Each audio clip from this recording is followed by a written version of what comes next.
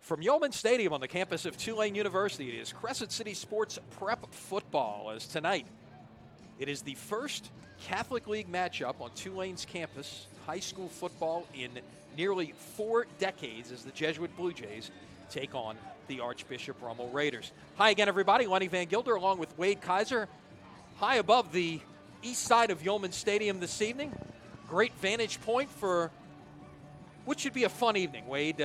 You and I both grew up in high school watching Catholic League games at Old Tulane Stadium. And to get Catholic League football back on the Tulane campus in this 4-year-old facility that Tulane has built here, bringing football back on campus, it's A, overdue, and B, it's a pleasure to be able to be here to see it. Well, it's a beautiful atmosphere, especially here tonight. It's a beautiful night, but what's great is bringing back the historical significance, as you said, of bringing prep football back to Tulane's campus. And you know, if you're a New Orleanian and you know prep history in the city of New Orleans, prep football history in the city of New Orleans, Tulane Stadium was always a huge part of prep football. And I played in there.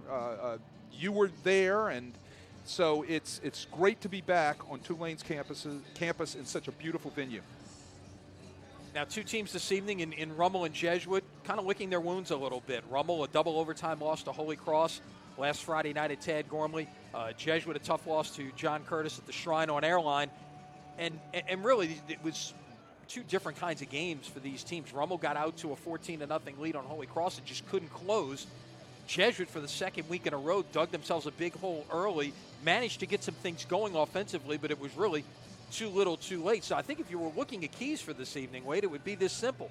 Rummel needs to be able to finish what they start, and Jesuit needs to be able to get off to a good start so they have a chance to finish. Well, absolutely. I mean, Jesuit has shot themselves in the foot for the past few weeks in the first half. Then they come out like a different team in the second half. I'm sure Coach Sanji has a few things to say, throws a few things around, been there, done that, turned over a few tables, and whatever he does works. What he needs to do is take that speech and give it to them right now before they come out. He also is going to have to get great quarterback play tonight, too. I mean, that's one thing that he's been struggling with all year long, young offensive line.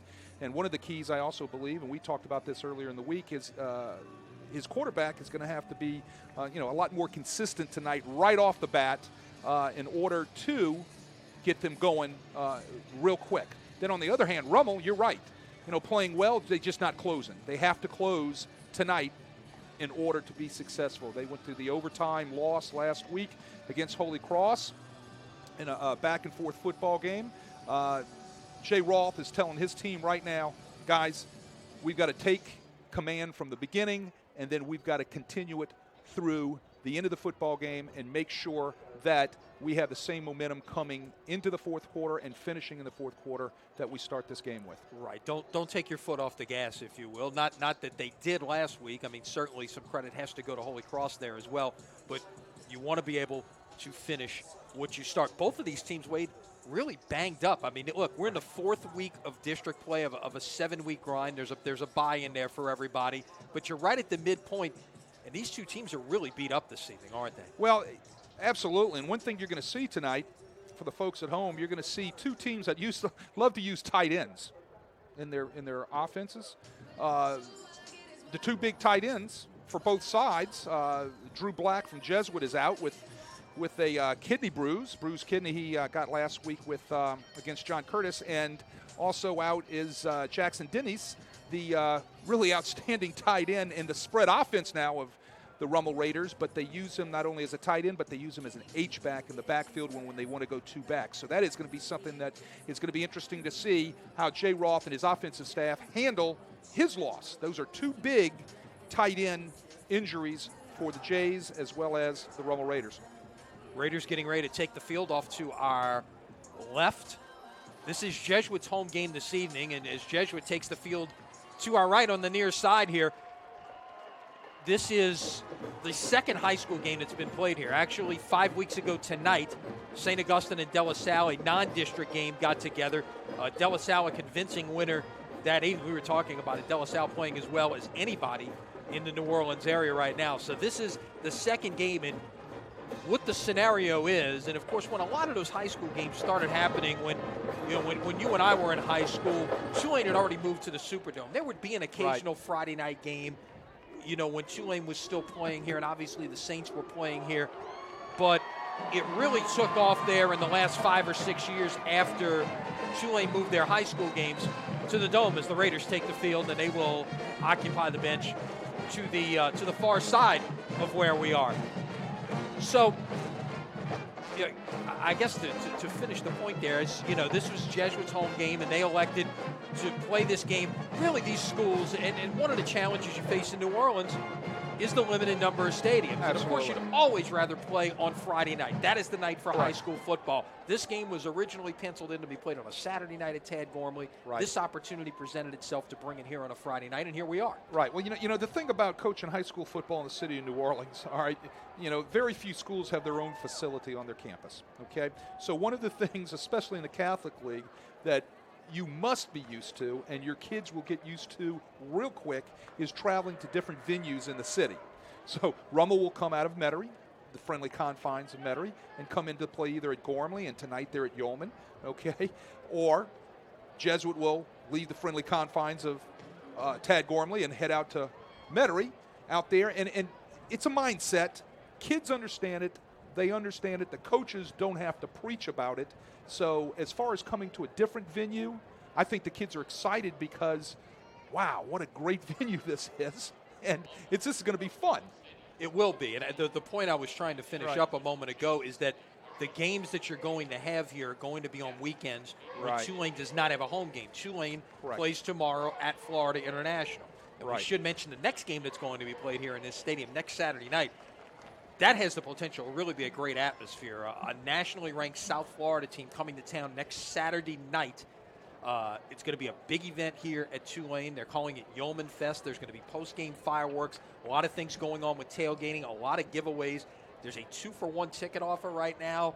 They're hoping for a full house come next Saturday night here at Yeoman. And look, I think it's great for college football if Tulane is doing well. It's not something that we see a lot of, but Willie Fritz starting to turn the corner with this program in his second year here at Tulane. Well, we certainly hope so, and we certainly are pulling for a huge crowd here next Saturday night. And it's outstanding to see Tulane doing so well. And, is it too soon to start thinking bowl hunt? It could be. Well, wait till tomorrow. If Tulane wins tomorrow and gets to 4-2, then I don't think it's too soon. Rummel won the toss. They are going to take the football. And we will pause at this point. We will have the invocation and the Star Spangled Banner to follow here at Yeoman Stadium on the campus of Tulane University. Remain standing for the presentation of colors by the Jesuit High School Marine Corps Junior ROTC under the direction of Cadet Lieutenant Colonel Mel Allen, followed by the playing of our national anthem by the Jesuit Blue Jay Marching Band under the direction of Mr. Joe Kaluta and Mr. Jason Giacconi.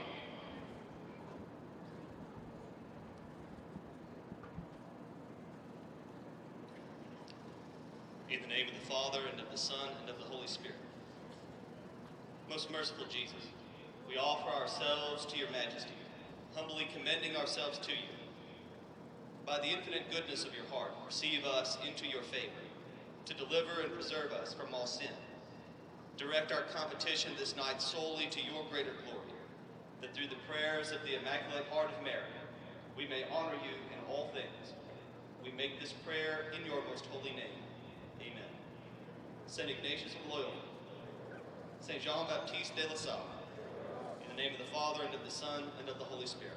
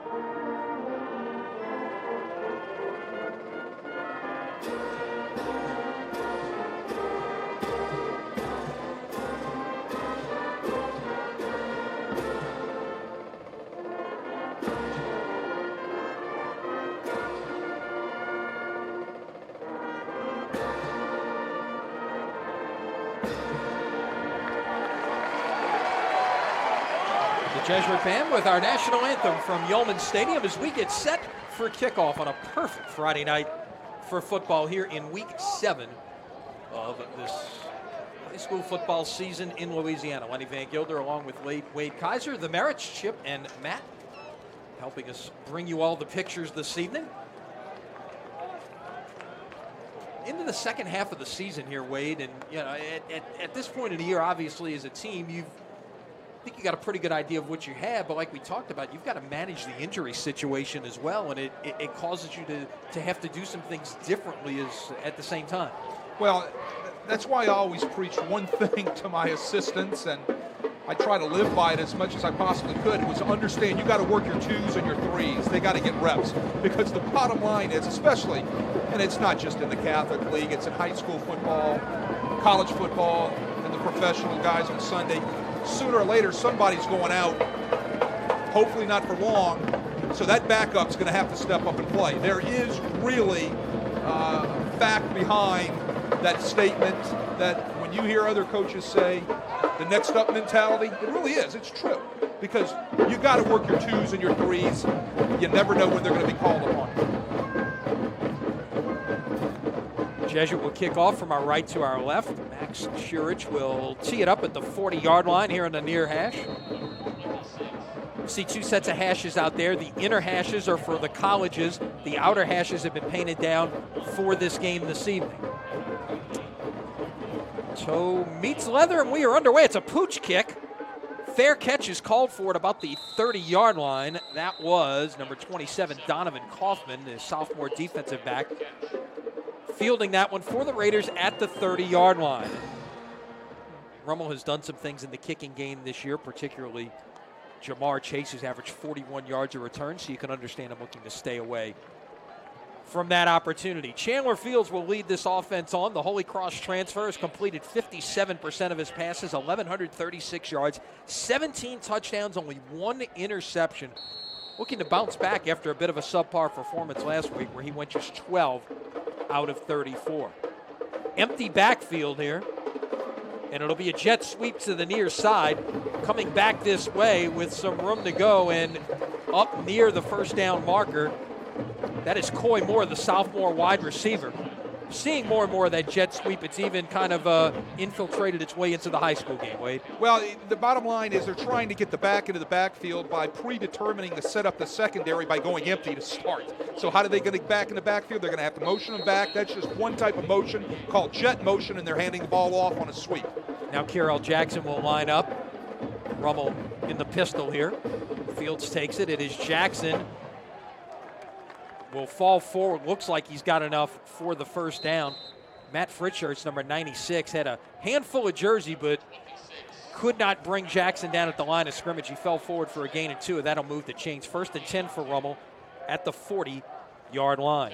There's your inside zone steps right there by the offensive line, and you can see Fritschartz coming right down off the down block, off the edge of the rear end of the tackle, making a nice play in the backfield for just a short gain.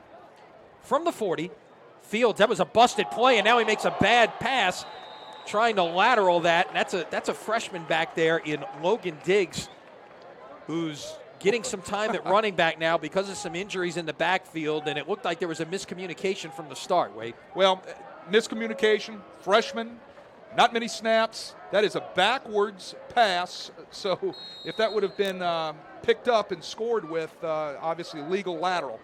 I'm sure the freshman was a little nervous on that one. Right. It'll go as a loss of 12. It's going to be 2nd down and 22. And this is a screen pass coming back this way. And that was, again, Diggs. Looked a lot more comfortable that time.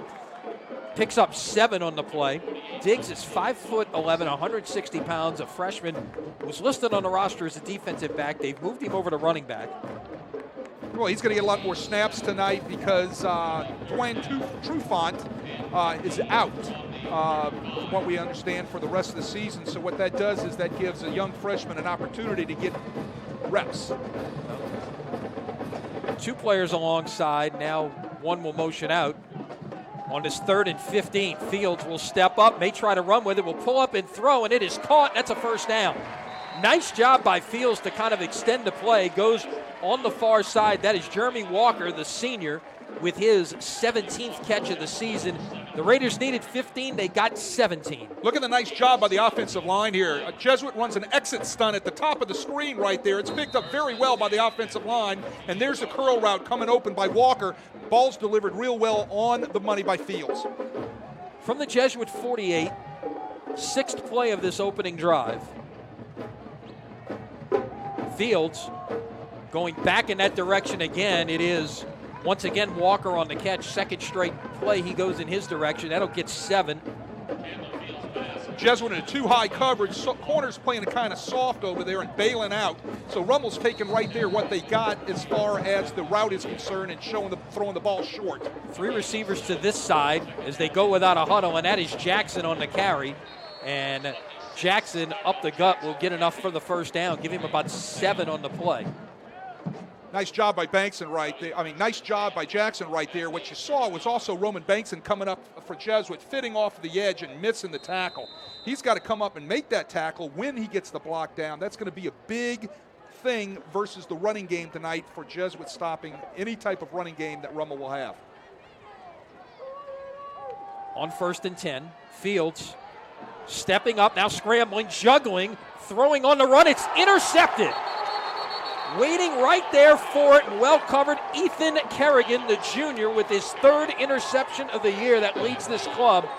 And after 3 first downs, Rummel gets stopped, Wade. Jesuit runs their double exits on the edge. He should have been sacked right there. Great job keeping his eyes downfield. Throw, not on the money right there. Great job by Kerrigan stepping up right in front of the deep out and making his 3rd pick on the season. So we'll get our first look at the Blue Jay offense from the 20-yard line.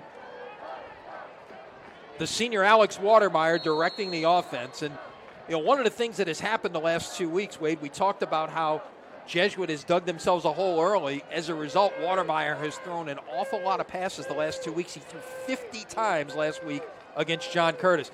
There's your jet sweep motion on Jesuit's first play as it's Michael Torrey on the carry. Will get about a yard, and a flag comes in late. Jet sweep lined up at the flanker position to Watermeyer's left, trying to get him back into the backfield. So what do? They motion him back there, hand it off to Torrey on a jet sweep. This will go against Rummel. I believe it was a personal foul.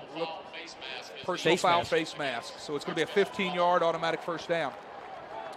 So getting back to Torrey for a second, they're going to have to get the ball in his hands somehow, so they're inventing new ways to get it into his hands. Right there, they line up as a flanker. We may see him later in the game where he's out there catching passes also. He's one of the better athletes for the Blue Jays, so they have to get the ball in his hands. They've just invented a way to do that this week. Run him on the jet motion, hand it off to him. So both teams basically came out with the same first offensive play, as it were, this evening. Now Torrey will line up as a sidecar along Watermeyer. Takes the handoff on the little bit of a draw look there, and will get about 6 yards on first down. And that's got to be big if you're Mark Sanji. You need to stay on schedule this evening. Got to stay on schedule in between the sticks. You're going to see this is counter right here. You can see the backside guard tackle pull. Torrey takes counter one way, comes back the other way. Nice job by Rummel filling it down. Fitting off the edge was the linebacker. Torrey bounces to the outside to pick up a little bit of running room to bring up 2nd and manageable.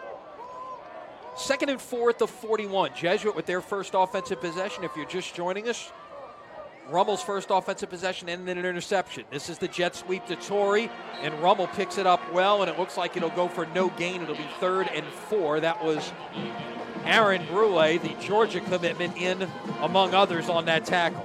Jesuit gets into 2 tight ends, one back set right there, and they run another jet sweep, just another way to get the ball into Torrey's hands. But watch Brule come up and make a great hit right there. He is a fine athlete. He can cover some field.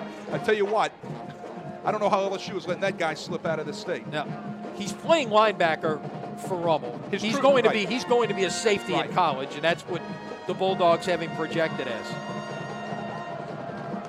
So a conversion down here for the Jays. 3rd and 4 at the 41. Watermeyer will throw for the first time. Got Torrey out of the backfield with room to run into Rummel territory at the 46-yard line. Jesuit clears it out, slides Torrey out of the backfield into a little check down route across the formation. You can see it on your screen right there. Watch Torrey set up, click down, and kind of run across the formation, slipping out the backfield. Alex Watermeyer puts the ball on the money and gets a big first down for the Jays, staying on schedule. I like how Watermeyer's managing the game so far. So a couple of first downs for Jesuit. Gotten it into the Rummel side of the 50 at the 47-yard line. They'll operate single setback, 2 tight ends, 2 wide receivers to this side. That is Varnado and McMahon. And once again, it is Torrey who has touched the ball every time Jesuit has snapped it. Jesuit runs counter, pulls a backside guard and tackle again right there. Torrey nowhere to go. Rummel does a great job. They're in their 4-man front right now where the defensive end is really squeezing down that down block and the Will linebacker stepping off the edge to fill. And the backside tackle just can't get that block on that Will. He's there too fast and no place for Torrey to go. So might have gotten about a foot there. 2nd and probably 9.5. And these are the situations, Wade, that Jesuit has to stay out of. Let's see how they handle it here. Empty backfield. Now we'll see the motion man. That is Robinson. Fake the jet sweep, going deep. Got a man down there, and he overshot him. Had him right there on a crack and go. They've run so far in this series, Torrey a couple times on the jet sweep. You'll see it right here, and you'll see the crack and go right here by Noah Varnado. He's open just for a second, really fools the secondary. Watermeyer just can't put it on him. 2 Raider defenders in the area, but Varnado had him beat by a step. It was just a little bit overshot by Watermeyer, and now the Jays will play 3rd and 9. I like the aggressiveness right there. I like the call. I like the route, sometimes called sluggo, slant and go. Watermeyer just overshoots his target a little bit.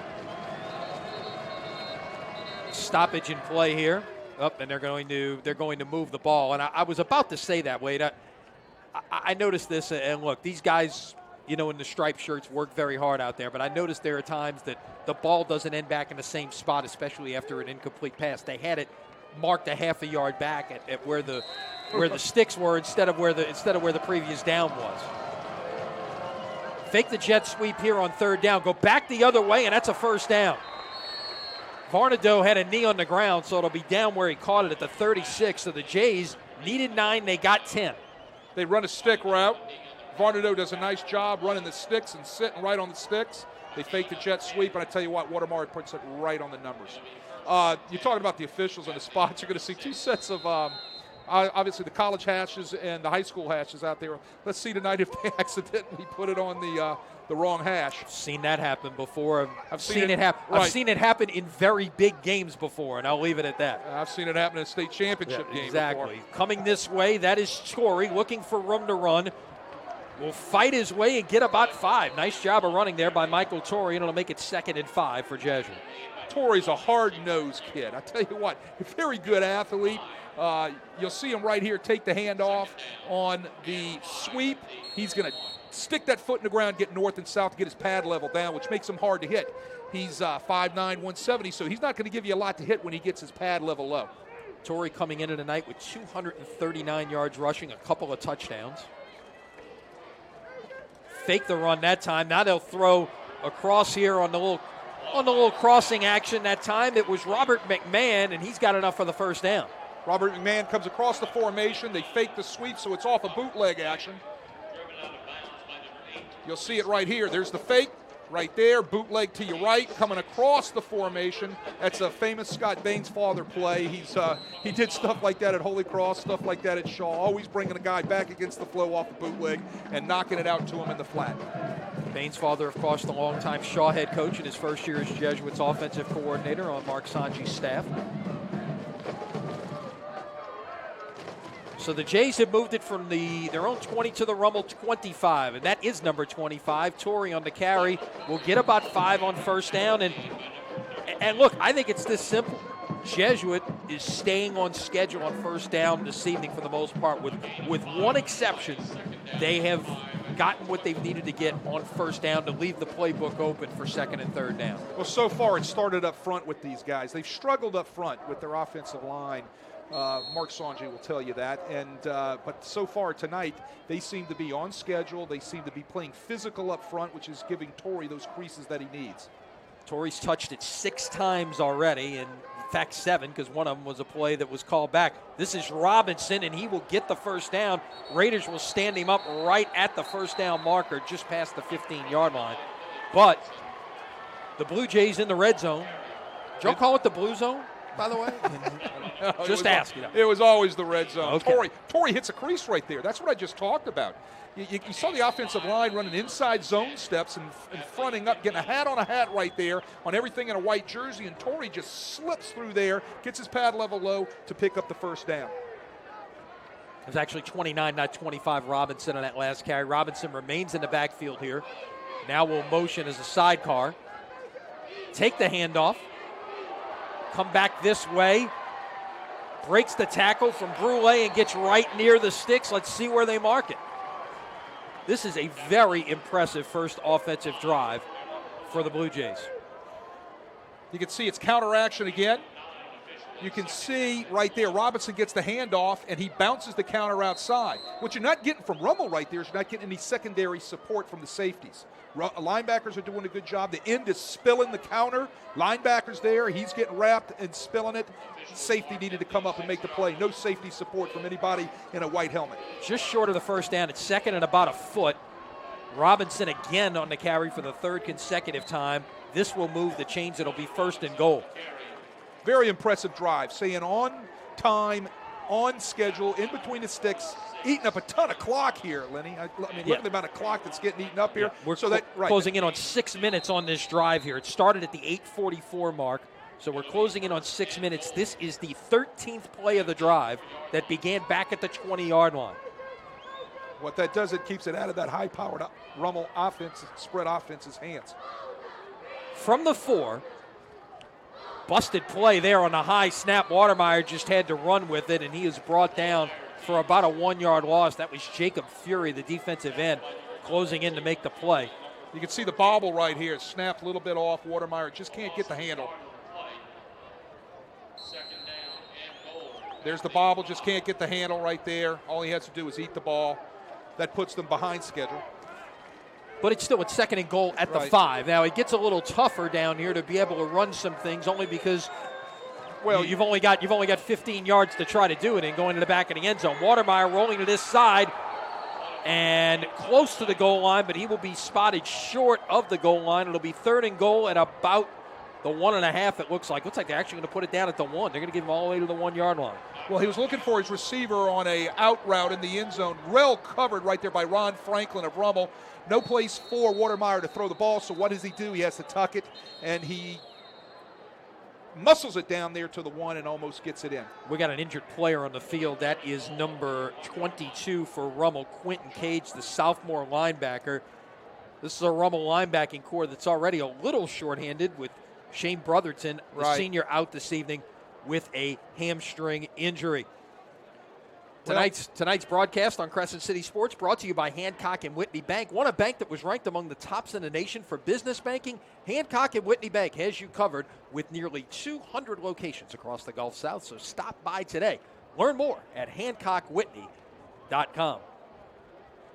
Taking a look at Cage out there at about the 7-yard line. Both of the teams over huddled with their coaches as now Cage comes to his feet. Cage on the year leads this club in tackles with 33, including 26 solo and 9 tackles for loss. So, all right, well, hopefully he's going to be back because, I mean, that would be a huge loss. You lose Brotherton, you lose Cage. Nick Monica, the defensive coordinator, Rummel, will be scratching his head, and he doesn't have any hair up there. But, I mean, what do you do? Next guy up, that's the reason why you get your 2s and your 3s ready to play. There you go. So it's third and goal from the 1. Jesuit will line up with 2 tight ends, 2 wide receivers to the far side. Torrey is the setback. He will take it on the sweep, coming back this way and in for the touchdown. Looked like Rummel might have had him stop there for a minute, but didn't wrap up. Torrey bounced off and takes it in for the touchdown. They run a sweep off of an outside zone look. You'll see the offensive lineman reach. You'll see it here in a second. There's your reach, and a down block, and then into the end zone. Torrey scores the first points of this football game. Nice job by the Jesuit offensive line in this series. 15 plays, 80 yards. It took 6 minutes and 48 seconds. Just what the doctor ordered for Mark Sanji and company. Shurich's kick is good, and with 1:56 remaining here in the first quarter, We got a brand new score. It's Jesuit 7 and Rummel nothing. Let's take a break. Back with more after this. You're watching Prep Football on CrescentCitySports.com. Wow. Wow.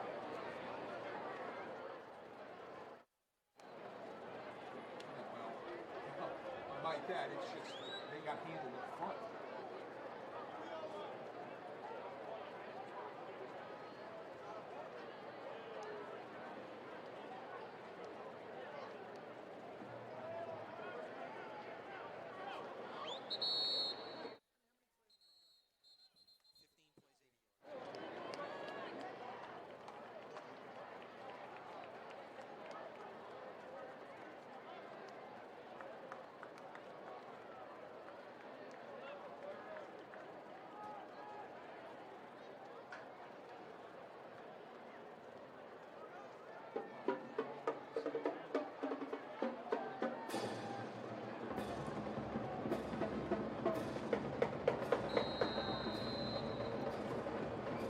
So after a 15-play, 80-yard opening drive, Jesuit will kick it back away.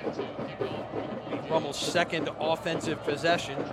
Shurich will once again pooch it, and this is going to fall and roll out of bounds. See the flag. Right, that's dangerous. It is. On Rummel's standpoint. You got to catch that ball. Yeah. You pooch it into that right around the 30-yard area, 25, 30-yard area. You got to have somebody come up and catch that. And you don't know what kind of bounce it's going to take. Sometimes Absolutely. it hits like a 9-iron and checks back. Not my 9-irons, but sometimes it'll check back there. Look, I was at the Carr McDonough 35 game last Thursday night. Squib Kip kept rolling, rolled around, got inside the 20, and McDonough 35 covered it. Right. So you just never know. Yeah, you're right. You've got to it's very dangerous. You got to get on the ball there. So Rummel will get it at their 35-yard line to get things started with this second possession. First possession was going very well for the Raiders until the interception by Fields. Only his second pick of the year. I should say it's his fourth pick of the year. Jesuit still comes out in their four-man front too high. Look, it looks like that's going to be the thing that they're going to want to stay in tonight. Trips to the top of your screen. Flags before this one can get underway.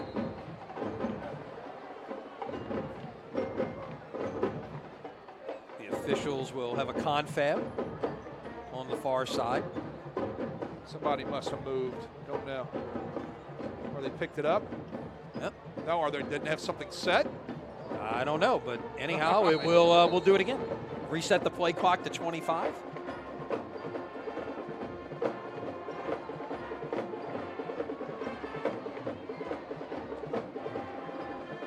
Fields coming this way in the direction of his leading target, and he is headed down the sidelines. That is Jamar Chase, and a big play for the Raiders on first down. He'll get 40 on that pitch and catch.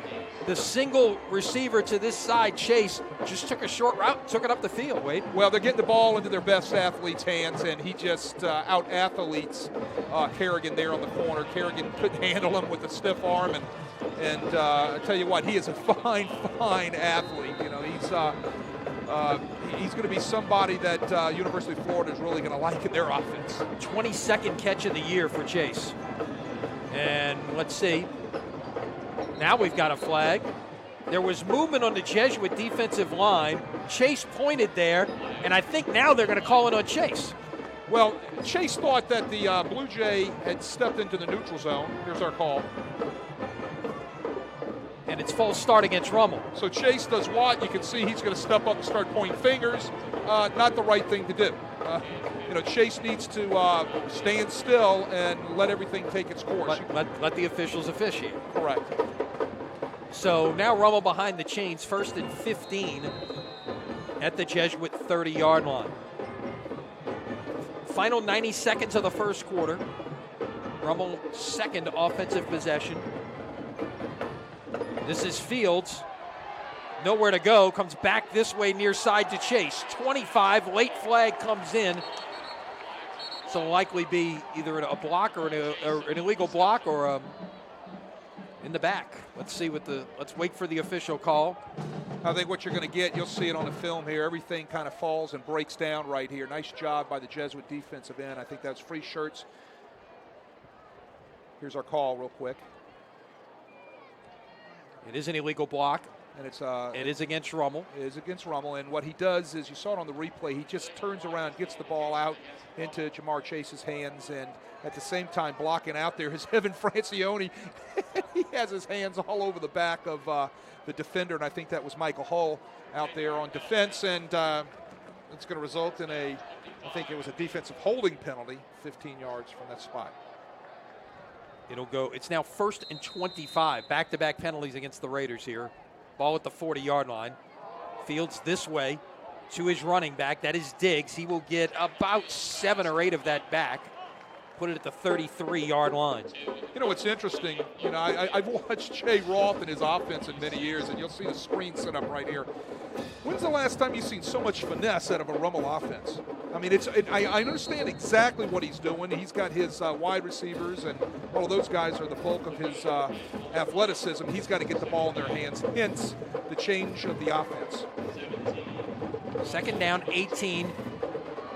Little short route in the slot there. That was, I believe, Coy Moore on the catch. Yes, number 6. And that'll get it back around the original line of scrimmage. So this now becomes 3rd and manageable. It's going to be 3rd and about 9 as opposed to 1st and 25, which they had a moment ago.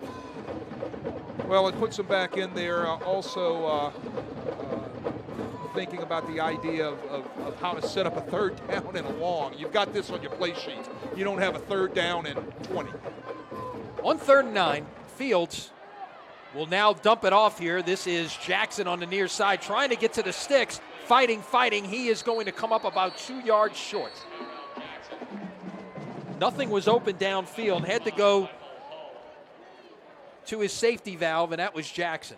Yeah, Jackson's out of the backfield right there. Fields looking downfield. Nice job by the offensive line of Rummel. And look, he gets hit there. You see, he gets hit at the 20 and ends up picking up another 3 yards. So instead of 4th and 5, now it's 4th and 2. And Jay Roth's going to have a little bit of time to think about it as the clock winds down to reach the end of the first quarter. 12 minutes in the books here at Yeoman Stadium on the campus of Tulane University.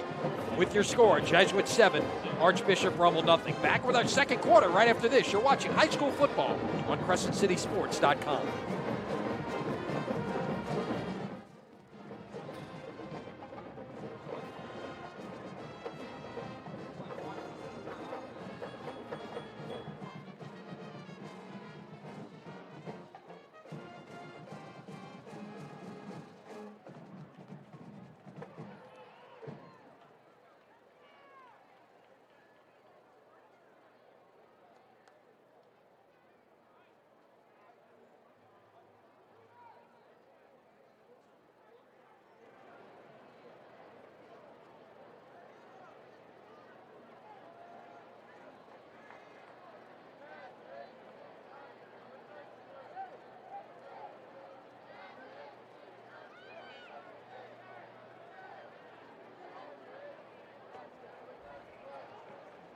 All right, so as we get set here for first play of the second quarter, arguably the biggest play of this game thus far, Wade. 4th and 2, Rummel will leave the offense on the field and go for this at the 17-yard line. Started out with 2 backs, now they'll motion 1 out. Trips to the near side and caught for the first down. That is Evan Francione, the senior wide receiver, with his first catch of the night and his 20th of the season. It'll be 1st and goal at the 8-yard line. Evan Francione sits down right in the soft spot into a 2-deep zone. You'll see him sit down right there in between the linebacker and the strong safety. Nice ball delivered by Fields right there to pick up the first down. Francione, outstanding 2-sport star for the Raiders. 1st and goal at the 8. Coming this way, near side, that is Coy Moore on the handoff, I believe. Yes, Moore lined up in the backfield that time and took the handoff. Jesuit will gain about a yard. Jesuit gets great safety support right there coming up to make the stick on Coy Moore. Cameron Helm, one of a long line of Helm brothers to play in a secondary at Jesuit. Yes. Came up to make a nice stick right there to bring up a 2nd and about 7. Part of that Helm family. Joey Helm, Helm Paint and Decorating, one of our longtime sponsors at That's why I threw Crescent it in. City Sports and our previous Right. iterations of prep coverage here for you. So That's why I threw it in there. I knew you could add on to that. there you go. 4 wides here on 2nd and goal. Fields just kind of wings that one out there. Moore trying to get to the perimeter, can't get to the goal line. He'll be brought down about the 4-yard line. And it'll be 3rd and goal from the 4. All right, you're going to see Moore right here catch the ball. And I tell you what, the little bubble screen out there, Kerrigan does a nice job fighting off the block to make the initial hit out there on the boundary. 8th play of the drive coming up for Rummel. 3rd down goal. Ball right at about the 4-yard line. Trips to the wide side, bottom of your screen. Rummel will run it. Close to the goal line. Did he get in? They will say no, he's down inside the 1-yard line. The ball might have come out there at the end, I believe, Wade, but they will say he's down. I think the ball did come out. Let's see if we can see on the replay. It does come out, but he said he was down. Either his knee was down or the ball was down. Really hard to see from that angle, but the officials saw it better from the other side of the field. They called him down right inside the 1-yard line where either the ball went down or the knee touched down at that point. 4th and goal inside the 1. Raiders going for it again on 4th down. Single setback. Fields going this way, incomplete. I believe he might have been hit right as he threw it. That was disrupted, but it's incomplete on 4th and goal, and Jesuit gets the stop. I'll tell you what, Lenny, they had the numbers out here. You can see it's a 3-on-2. All Fields got to do is get the ball into the hands of his receiver. We'll see if he's hit here, or did the ball just slip out of his hands. Possibly the back runs into Fields. That's a huge mess up back there in the backfield. Back went wrong on the protection, hits Fields in the back, and they lose a huge scoring opportunity right there. When I looked up, I saw a 3-on-2. The safety's out of position on the number 3 receiver on the left-hand side of the formation. I said, all they're going to raise up and do is throw the ball out here to the number 3 receiver. They did, just didn't get the ball off because of the mess up in the backfield. My goodness gracious, they're going to want that one over. When they look at that on film, they're going to be wincing. Or screaming at the back that went the wrong way. So Jesuit gets the 4th down stop from the half-yard line. They'll try to sneak it with Watermeyer, and they didn't get much of anything there. Just trying to get room to get out there to get a little breathing room. Just trying to get it out of there. You got to sneak it out of there. Uh-oh, Blue Jay down. That is, I believe, number 73. That is the right guard, Patrick Moores, who is down in the end zone now.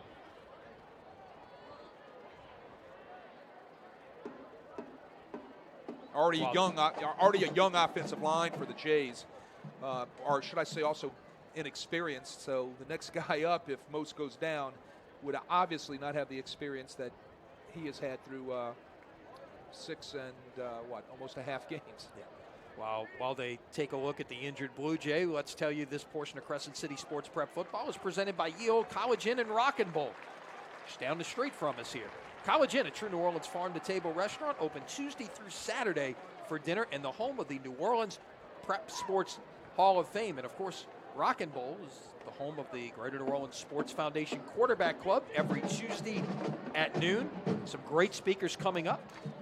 Your good friend, Tim Rebo, the coach at Nichols, will be there next Tuesday. And mark your calendars for a week from Tuesday because LSU coach Ed Ogeron will be speaking. That is Tuesday, October 24th, Greater New Orleans Sports Foundation Quarterback Club at Rock and Roll. Just want to give a shout out with the change at the offensive line. In comes Dalton Baglio, a young sophomore offensive lineman, the son of Troy Baglio, the defensive coordinator of Jesuit. He's going to be a fine young player. Try to sneak it again here is really they didn't get much of anything on first down, so it's still it was 2nd and 10. And Watermeyer might have gotten, a yard here? Let's see officially where they spot it. They might take it out past the 2. It's still touching the 2, so it's going to be 3rd and 9 at the 2. And now you got to try to just make something to get your punter room to be able to punt the football here, if nothing else. Exactly. a lot of people, a lot of offenses like to take that one-step drop back there and try to hit a fade route or some sort of slant and go, sluggo route, something of that nature. Just take that shot and see if you can't get that type of breathing room. On third down, Watermeyer with a little pump and go, has a receiver, but he overshot his target, Varnado, at about the 25-yard line. Well, that's exactly what they're thinking was. What it was an out and up. Varnado's going to run an out and up real quick on a pump and go, as you said, Lenny, and it's just overthrown again. Watermeyer seems on that long ball. He just does not have that touch or that finesse to get the ball into the receiver's hands when the receiver has a step separation on the defender. We'll see as the night goes on if it gets any better. Looks like Rummel may rush 10 here, but keep in mind Jamar Chase is back at the 40-yard line, a very dangerous return man.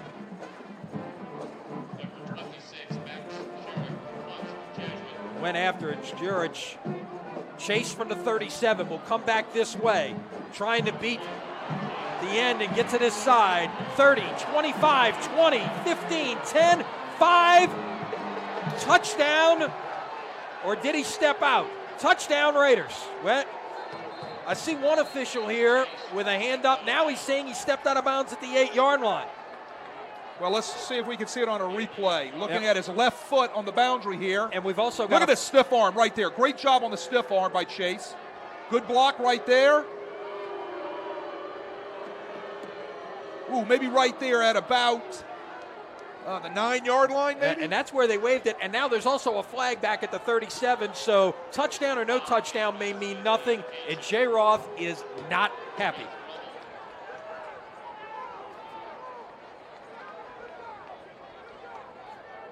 I wouldn't be happy either. Did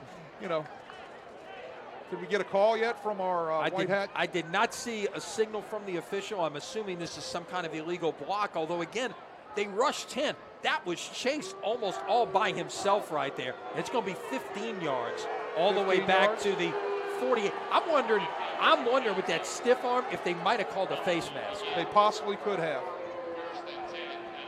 Well, he would have had to grip it for it to be 15 yards, Lenny. And I don't know if he gripped it because that's personal foul. Yeah. So Rummel now will take over at its own 48. Still great field position, but boy, we could have been right there. They'll go quickly on first down to the far side. Francione on the catch. We'll get about 5.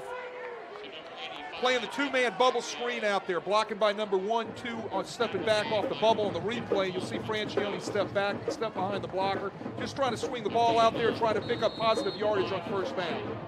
2 receivers to each side, as Rummel will work most of this night with 4 wide receivers out there. They'll give it away.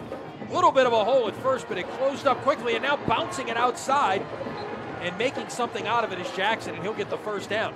Jackson's, I tell you what, makes something happen here when everything else is closed up. He keeps his feet churning, keeps his shoulder pad level low, bounces off of 2 or 3 Blue Jay defenders, and he continues to grind downfield.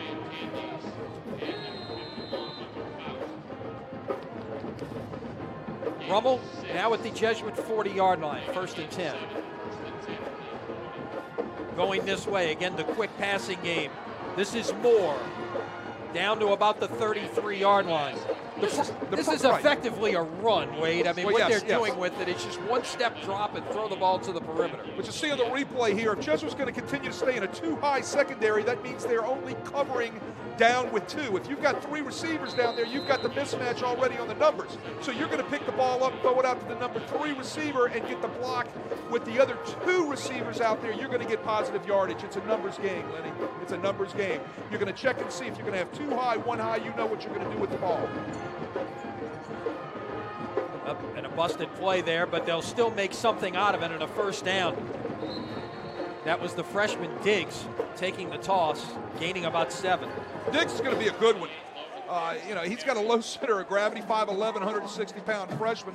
He was a DB. He's got some athleticism if they want to initially put him over in the secondary. But with the injuries to Trufant, they had to bring an athletic guy back in the backfield, and Diggs got that number. Diggs had a couple of touchdown rushes coming into this one.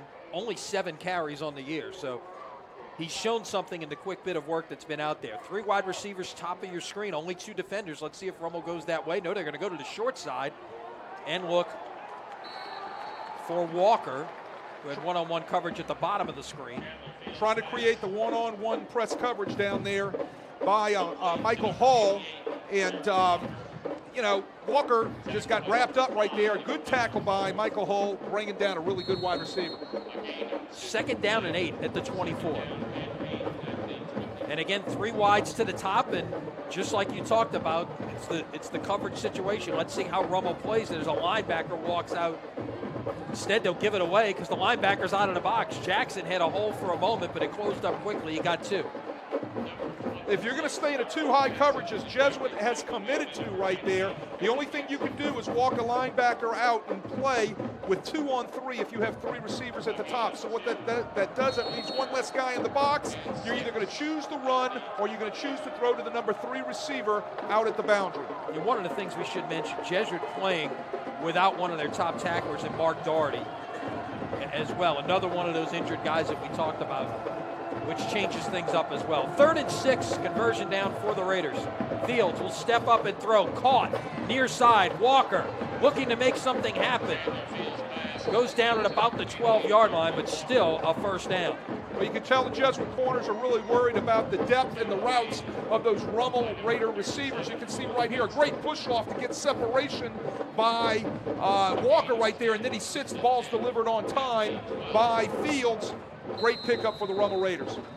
Rummel back in the red zone for the 2nd straight possession. The first possession, they got to the 34 of Jesuit before Fields threw an interception. So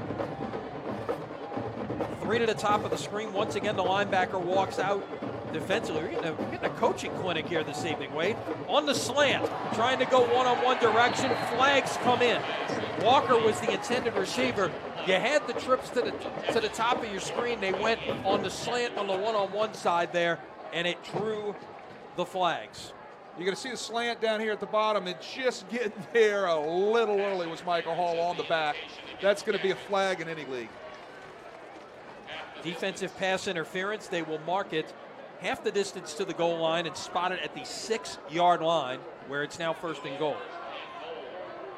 Going back to the 3-on-2 when you're playing too high, what that does is that forces you to get out of the 2-high coverage. Sooner or later, they're going to have to walk a safety down and play 3-on-3 and get out of the 2-high. Going to reset the play clock here to 25, I believe. And then the only other way to adjust to that is either walk another linebacker out there, and then you're going to just leave 5 in the box, which is going to definitely be a run call. It's a numbers game. That's why you play with 11, Lenny. Got to pick your poison sometimes, and it's all about trying to change things up a little bit defensively. Again, 3 to the top for Rummel. Fields is going to keep it this time. First time we've seen Fields run the football. If you want to call it by design, I'm not sure it totally was there or not. Pretty much a little bit of a read option situation perhaps there, Wade, as he gets maybe a yard and a half. Well, we're going to take a look at it. He's going to ride the running back, but you see the backside guard wrapping around in there? Quarterback ISO. You're trying to create the bubble and get the backside guard. That backside guard was Anthony Harrison trying to get up in the hole on the play side linebacker. It looked like that Fields might have just missed the hole right there and ran the opposite direction. We got a timeout called by the far side official. Not sure what that is about. Oh, wait, here it is. They put the chains down. It's not an automatic first down on pass interference. So it was actually 1st and 4 at the 6. Now it's 2nd and 2 at the 4. That's the difference between the college game and the high school game. Hard to keep track of those things sometimes. Now this time, Rummel's going to go 3 to the short side of the field. 3 wide receivers to the bottom of your screen. Fields will roll this way, will throw it, and was he inbounds? I don't know that he was. No, incomplete. It was intended for a new wide receiver in there. Actually, Jacob Renton, number 83, trying to show something a little bit different that time. And so now it's 3rd and 2. It's well defended by Jesuit right there. Same scenario. They still have 2 high, but what you've got is because the field is condensed, it's going to bring those safeties closer to the line of scrimmage. An injured Raider at about the 5-yard line. Looks like one of the offensive linemen. We'll see if we can get a look at. who that might be that's down. Wade, you and I got a busy weekend, buddy. We got some college football for you tomorrow. It's the debut of the TV side of Crescent City Sports, production working in conjunction with Cox Sports Television. College football tomorrow from Thibodaux. Looking forward to it. Nichols and Abilene Christian. I get to stay down in the truck. You work back with your old partner Ken Berthelot on that one. I'll tell you what, excited about it. It will be a fun production, as I was told a long time ago by the great Frank Monica working with him. You got to sleep fast. There you go. Casey Manning, the left tackle, is the injured player. Got a chance to visit with Casey's dad, Sean, my former high school classmate. He's actually working with their junior high program. It's like he's walking off with a gimpy ankle, right ankle maybe. But it's good to see him up and moving. We're talking about Rock and Bowl, one of our great sponsors. Our so many year reunion. I don't want to necessarily give numbers there. I don't think we want to talk about numbers anymore, do we? Me and you. Nah. Our so many year reunion this summer was at Rock and Bowl. Was a great event. The Blanchard family does a great job hosting those kind of events. Do it for a number of high schools. You go in there. Your reunion ends on a Friday or Saturday night, and then they got a live band coming in, and everybody sticks around, and about 500 people join your party. It was a great time. In fact, the Bucktown All-Stars played that night. Well, So there you go. It was a lot of fun. It was naturally New Orleans. There you go. 3rd down and 2. The ball now they've got it back at the 5-yard line. Here we go. That's one of those situations again. The ball was at about the 4.5. Now it's at the 5. Rummel needs to get to the 2 to make a first down. Toss sweep. Far side. Room to run for Jackson. Did he get in? The ball may have come out. No, but they're going to say he's down. Just like what happened on the last drive, Wade. He got close to the goal line. He fumbled, but they called him down first. Right, I tell you what, watch number 28, Wyatt Candy's come up and fit this hole. There's a toss. Here comes Candy's. Whack! Nice stick. Ball's out right there. They're saying he's down. I didn't see it. No. It is 1st and goal at the 1-yard line. Rummel's been down here before, could not convert on 4th down. Got another shot to do it here. 11th play of this drive. Up the middle, Jackson looking for room. Did he get in? It's close. Right at the goal line, he got stood up. Touchdown. They had to dig the pile to find out if the ball had broken the plane, and apparently it did. You'll see it right here. Little inside zone. There's his own steps by offensive lineman. He cuts back against the grain, and he skimmies in there for the Raider touchdown.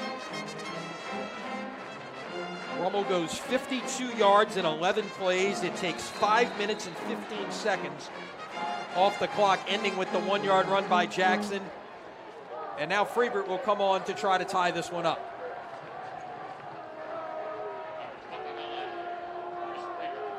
Kick is on the way, and it is good. And we've got a brand new ball game with 3:13 remaining in the second quarter. Your new score, Jesuit 7, Archbishop Rummel 7.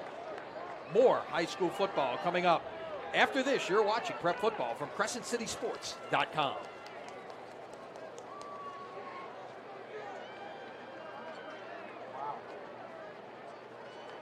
See what I'm saying? 3-2. I don't know why they just don't go to it and force them to get safety down.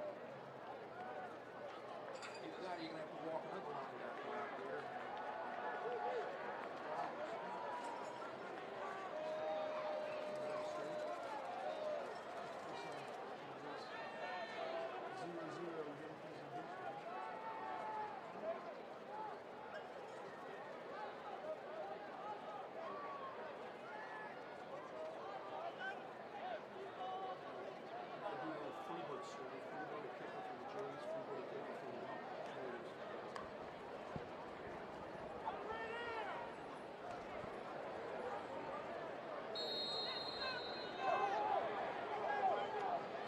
So Freebert is set to kick off. Wait, that's a name that's been familiar to both sides of this rivalry. I had the honor of coaching Freebert's older brother, and more on that in a second. elaborate. Puts here it away and into the end zone. It'll go as a touchback. Of course, in high school football, the ball into the end zone doesn't have to hit the ground in the end zone, just cross the goal line, and it is a touchback. So Jesuit will play at the 20-yard line. Raider is slow to get up after covering that kick, and Chris Freebird, right? As I was saying, Chris Freebird, the younger brother of Ralphie Freebird, who I had the honor of coaching at Jesuit for a number of years, is the kicker that we're seeing for Rummel, commonly known as Juicy. I told him I was going to say that tonight on the broadcast. Juicy Freebird, the younger brother of Ralph, Second Lieutenant Ralph Freebird, now stationed at Fort Benning, Georgia. Graduate of West Point, a kicker at West Point. Thank him for his service. A fine young man, and he was a great pleasure to coach. From the 20, coming this way, Watermeyer's pass is caught, and it'll be a first down. Complete to Robert McMahon. Led this team coming in tonight with 21 receptions. Gets 15 on that one. The Jesuit version of the bubble screen right here off of cross motion. Getting the mismatch out there with 3-on-2, 2 blocking, ball out. Nice job by McMahon right there. Cutting it in and then bouncing to the boundary where there was room to run. Nice job by McMahon. On the give coming back this way, it's Torrey. He'll get about 3, maybe 3.5 on the first down carry. You throw out that possession at the 1-yard line where they had to sneak it twice to get out of the shadow and then try to throw a pass. Jesuits only had the ball one other time. That very good first possession. This is the third possession of the game for Jesuit. This is the type of game we're used to seeing maybe these two teams play over the years, looking to hold on to the football a little bit. Well, clock management is exactly the thing that Mark Sanji's trying to do here, and he's been successful in this first half. Watermeyer rolling far side will keep it and step out of bounds. Maybe got a half a yard. See, great decision right there by Watermeyer, not forcing anything. Past couple of weeks, he's given up some interceptions for pick 6 right there. Everything's covered. Nothing's there. Take what you can get some green grass, and then get your rear end out of bounds, and let's live to play another down, which brings up a 3rd and, about 5. Good job by Watermeyer. Good management. Good decision. Ball just short of touching the 40-yard line. The line to make is the 45. 2:23 to play here in the first half. Watermeyer rolling this way, throwing and incomplete. It was in the direction of Colin Miller, one of his wide receivers. Nichols goes to their Nichols. I'm sorry, Rummel. God, I was thinking about tomorrow. You see that red and white out there, and you're thinking Nichols. All right. And then I also had it turned around. Rummel goes to their nickel front right there on defense. Okay? Well, you were about to say Nichols went to the Rummel front. I got you. Okay. There you go. There you go. The extra linebacker covers the bootleg pass right there. Watermeyer tries to throw it down for the second route. The drag coming behind him, and he misses his target.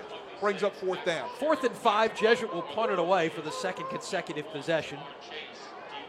Chase back at the 25-yard line. Snap bounced in there, but he handled it on the hop. Chase coming up, fielded it on the dive, and that could have really been trouble, but he hung on to it at the 31-yard line. Well, you're going to see the snap bounce right here, right into the punter's hands. Shurich. Nice kick. Nice turns over. A little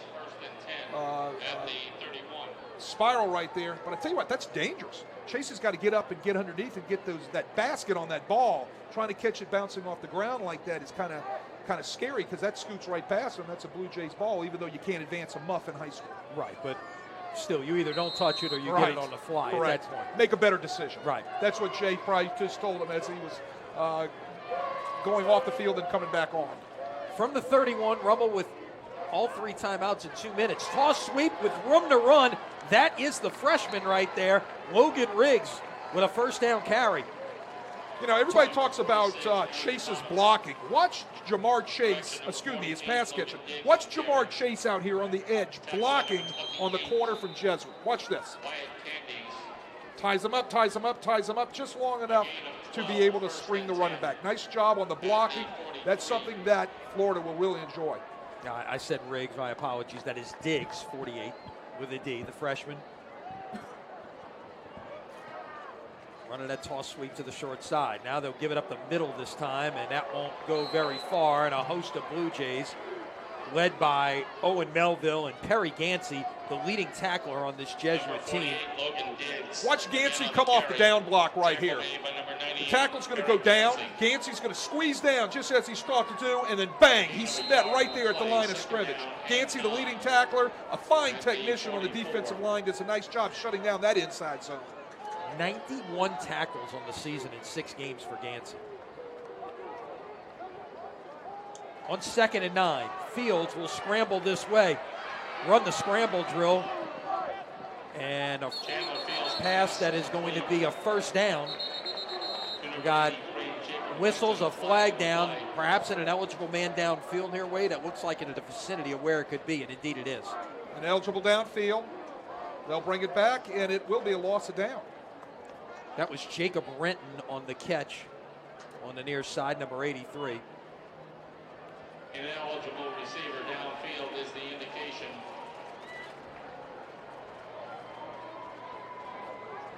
Against Rummel.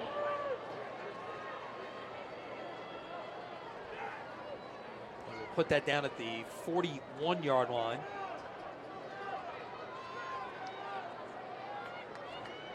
Haven't changed the down markers here, Wade. It's 2nd and 12, so. Well, then maybe, unless that rule has been changed, I thought that was a loss of down. It was one of the 4 that would be a loss of down. At the 41. Fields, nowhere to go with it. Flag is down. He will throw, and it is intercepted by Michael Hall. Going down the far sideline and room to run. 20, 15, 10, dragged down inside the 10-yard line. A touchdown saving tackle by Keirell Jackson at the 8. There is a flag. This is most likely against the Raiders. And Jesuit, if it is indeed that, is going to be in business deep in Rummel territory. Tell you what, nice pick by Hall right there, and he shows his athleticism, scooting down the sideline. Tell you what, that's a big, big momentum swing with 42 seconds left going into halftime. Tell you what, Fields just does not make a good decision right there. He tries to force it after being forced out of the pocket. Hey, throw the ball away, come back and let's try to play another down. Live for another down, exactly. Although even then, there was a penalty, so really you couldn't do anything. Jesuit 1st and goal from the 8, 42 seconds left in the half in a 7-7 ball game. This will be Robinson on the sweep, down to about the 2-yard line. Both teams have all their timeouts remaining, and Jesuit will use one right here. You don't have to hurry if you're Jesuit. You've got 2 timeouts after using his first. You've got 2 timeouts right there. You can run the ball, kind of do whatever you want to do with 34 seconds left. A gain of 6 in the play. Again, right there, I thought Jesuit's offensive line did a nice job manhandling the 4-man front of Rummel right there, getting knocked off the ball on the zone, outside zone stretch play.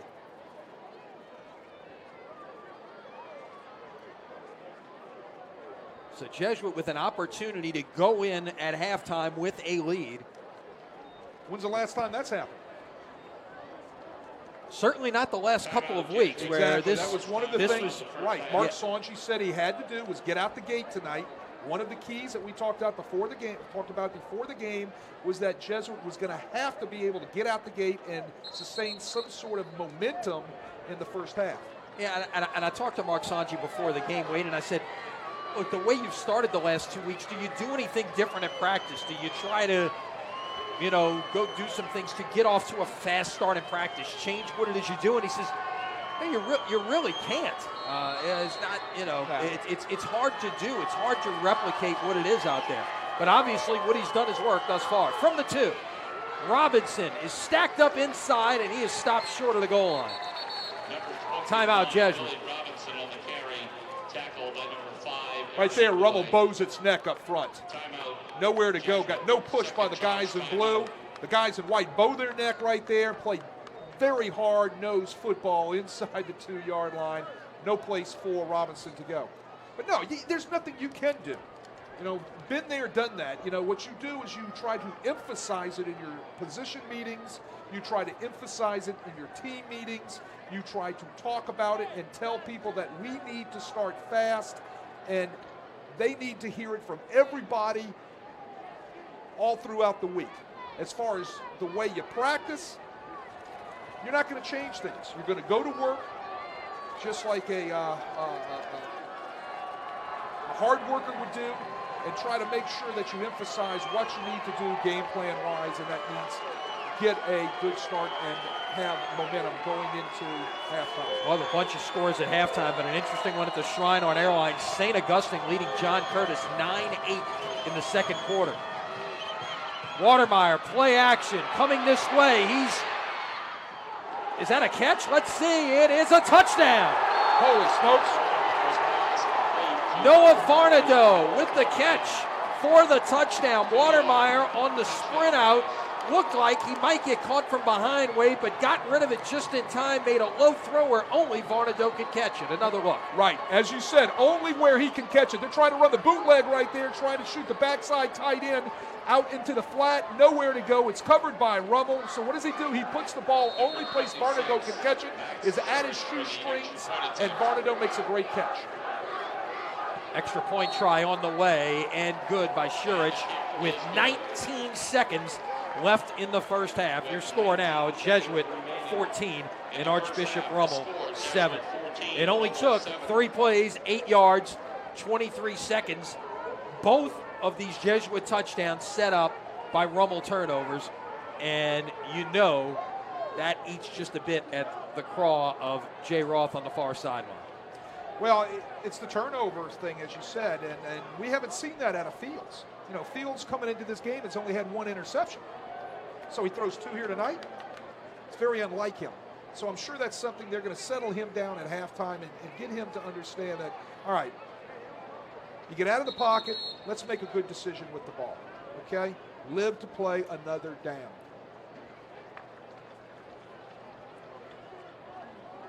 Jesuit will kick off here, and we've seen the pooch kick. I would imagine we'll see it again. The last thing you want to do is give somebody a chance to do something.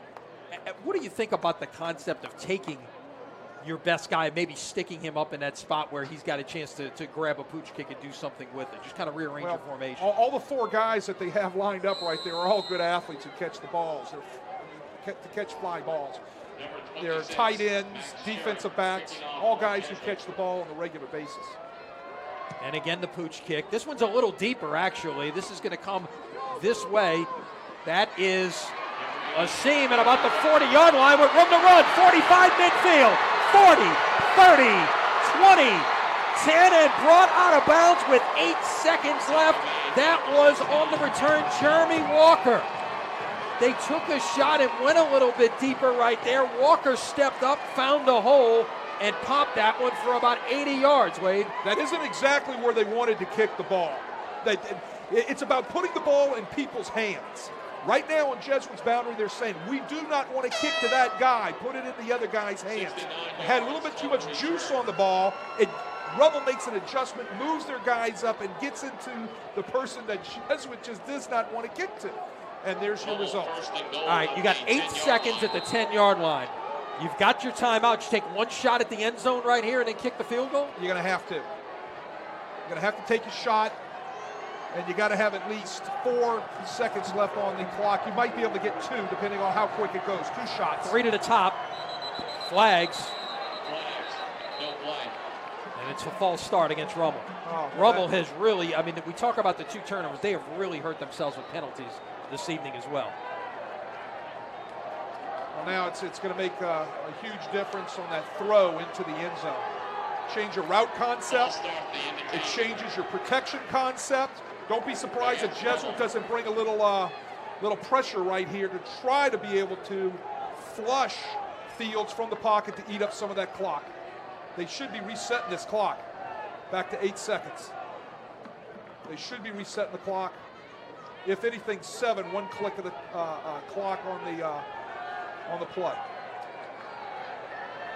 I am surprised. Play didn't even start. It was a pre-snap foul. Now they put it back to 8. It was a pre-snap foul, as you said, correct. So 8 seconds reset.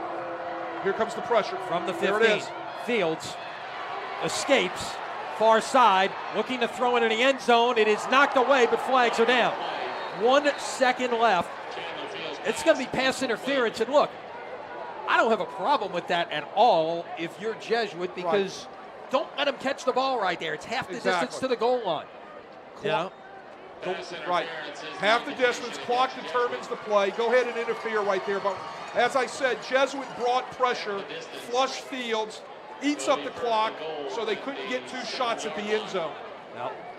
So Fields does what? Escapes to his right, burning clock, throws it in the back of the end zone. Jesuit makes a smart play, make sure they don't catch the ball, interfere with them. 1 second left on the clock, puts them in field goal position anyway. Nice defensive thought right there by the Blue Jays. So Freebird is on for a 25-yard field goal attempt with 1 second left in the half. What a crazy last minute of the first half this has turned out to be. From the far hash from 25. Kick is on the way, and it is good on the final play of the first half.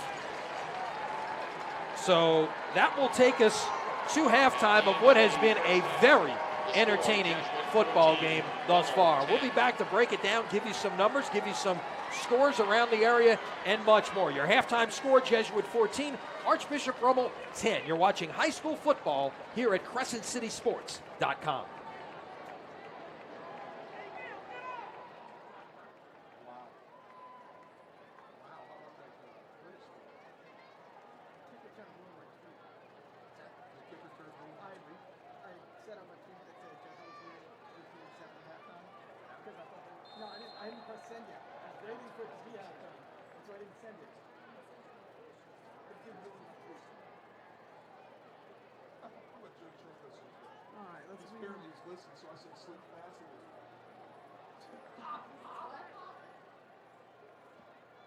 Chango worked for Frank too.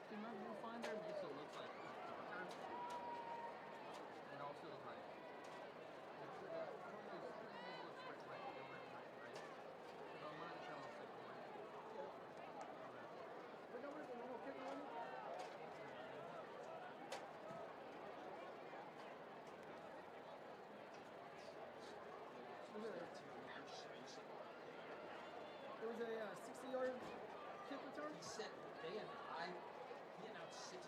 Doug announced 60. Can you see the start of the return? I don't have it, no. Okay. I think he might have called it. He said 60. Nobody can fact check me on Twitter. I'll just go with what Doug said. Why don't you just go with 60 yards? No, because it went. Oh, no, 60 in the return. Or just returned in the Jesuit 10. He called it a heavy catcher. He didn't catch it the third. He was definitely. How long was the field goal? 25.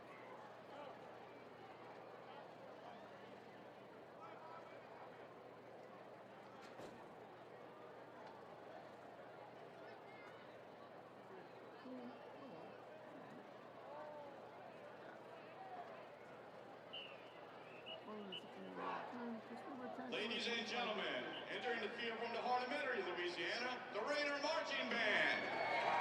The Rainer Marching Band is a co-educational organization combining the musical talents of Archbishop Rummel and Archbishop Chappelle High School. The Rainer Marching Band is under the student direction of drum majors Spencer Mullen, lieutenant drum majors Gabriella Cipriani and Daniel O'Leary, drumline captains Justin Connor and Tiffany Point, chapelette captain Cassie Olmeyer, co-captain Marcella Tedesco, and lieutenant captains Lexi Pell and Victoria Reed. Performing the closure from their 2017 show entitled Blackwater, here's the Groovy Doobie Brothers hit of the same name, Blackwater, from the Raider Marching Band.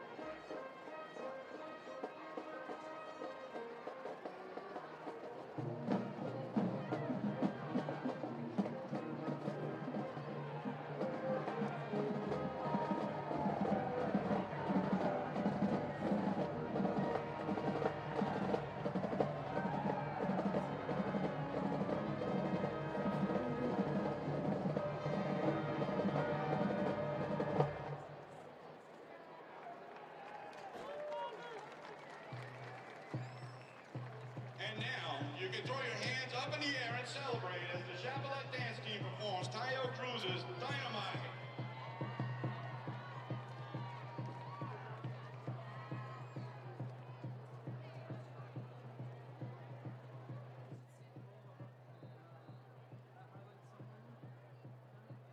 They are on a, they're in a play. Yes, I could. Just take it. Hey, Lenny, your stats? That's basketball stats. That's not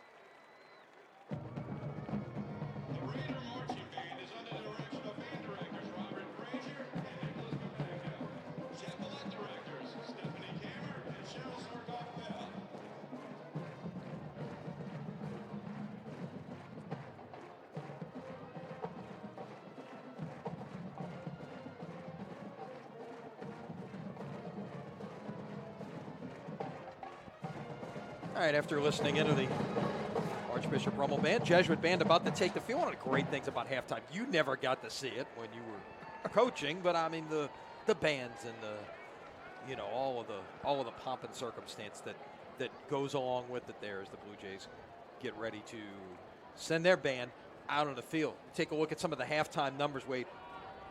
You look at the outside of that one line there that says turnovers, 2-0. This has been a game that statistically has been dominated by Rummel, 186-94. Time of possession, 14.5 minutes to about 9.5 minutes. It's, Jesuit had the ball for 6:48 on that opening drive, and they've had the ball since then for 2 minutes and 37 seconds in 3 drives. So that gives you an idea. Just, really all of those numbers for Jesuit are basically that first offensive drive. Since then, Rummel's, for the most part, been able to handle them. Obviously, the turnover late, the interception by Hall that set Jesuit up. Well, and then give Rummel credit for the big kickoff return that put him back in business to at least let him get 3 going in before halftime. Well, I've said this a lot of times, and I never want people to take it the wrong way. Sometimes statistics don't tell you the whole story.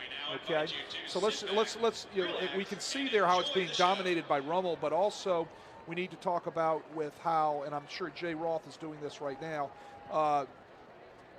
turnovers, timely penalties, which don't always show up on the yards gained and lost, and by passing and by running and so on and so forth.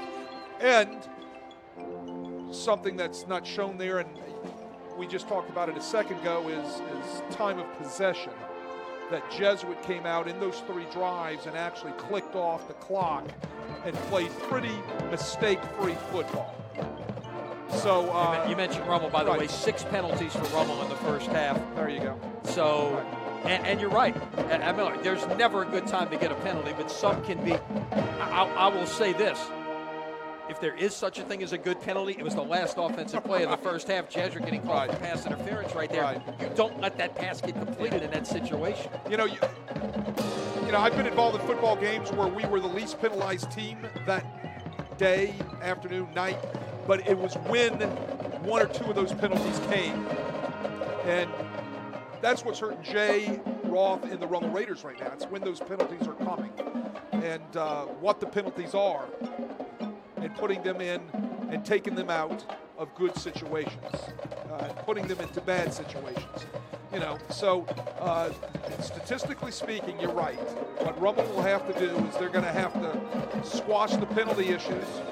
Chandler Field is going to have to make better decisions with the football and continue to dominate the statistical part of the game. What does Jesuit have to do? They're going to have to continue controlling the ball offensively and staying on schedule and play with the same energized emphasis in the second half that they played with in the first half. I am very impressed with the Jesuit offensive line, where that has been a struggling point for them all year long. Mark Sanji told me that they've struggled with their inexperienced offensive line. Tonight, I think they are doing a great job physically against the mature Rummel offensive line.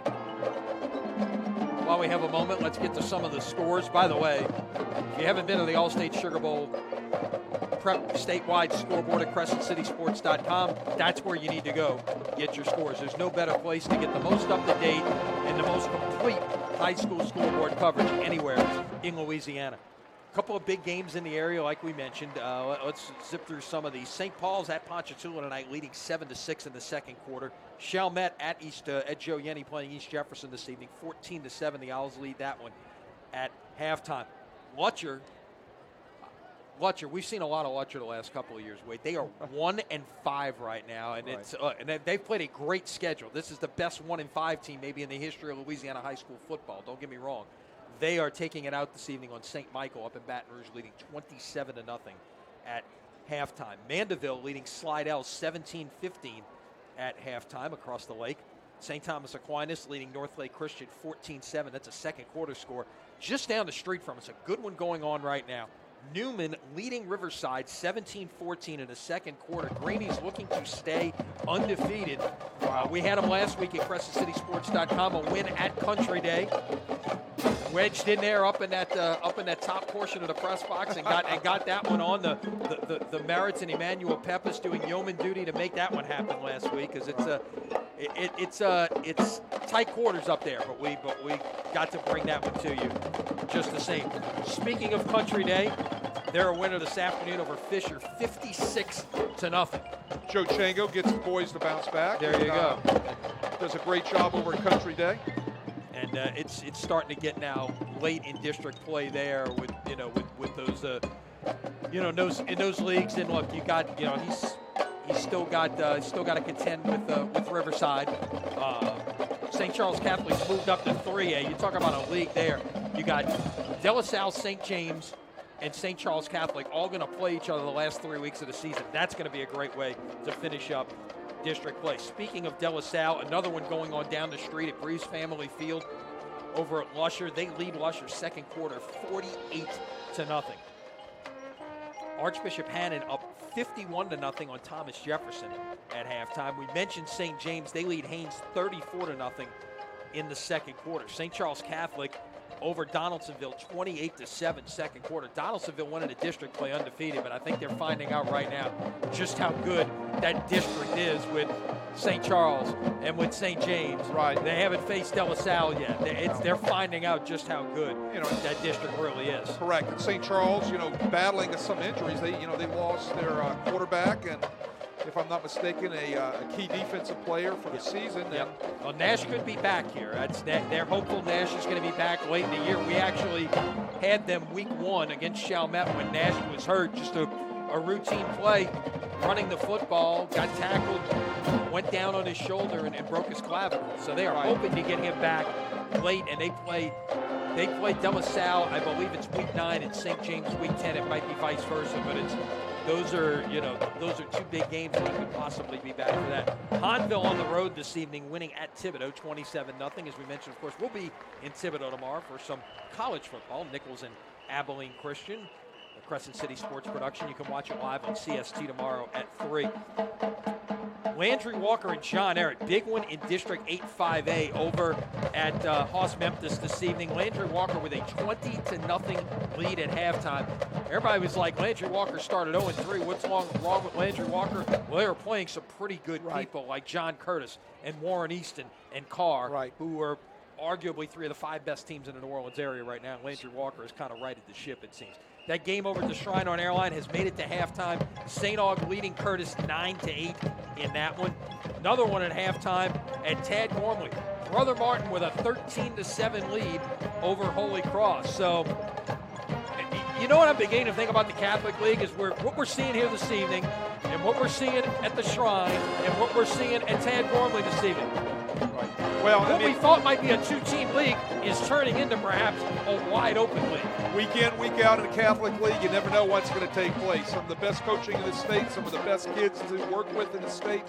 You never know what's going to happen. They're going to play hard week in, week out, and a lot of times the ball bounces one way for you. Sometimes it doesn't, and it always brings interesting storylines into every game involving the Catholic League. No question about it. So that's a rundown of your scoreboard from CrescentCitySports.com. Go check out the scores. If you're at the game, maybe you're watching this one on your phone at the game, bring up the scoreboard from the game. Site is responsive, so it will put up a nice screen for you there and let you check out what's going on in all of the games. We'll take a little bit more of a listen into the Jesuit band while we take a break. Halftime here at Yeoman Stadium on the campus of Tulane. Your score, Jesuit 14, Archbishop Rummel 10. Back with more in a minute on CrescentCitySports.com.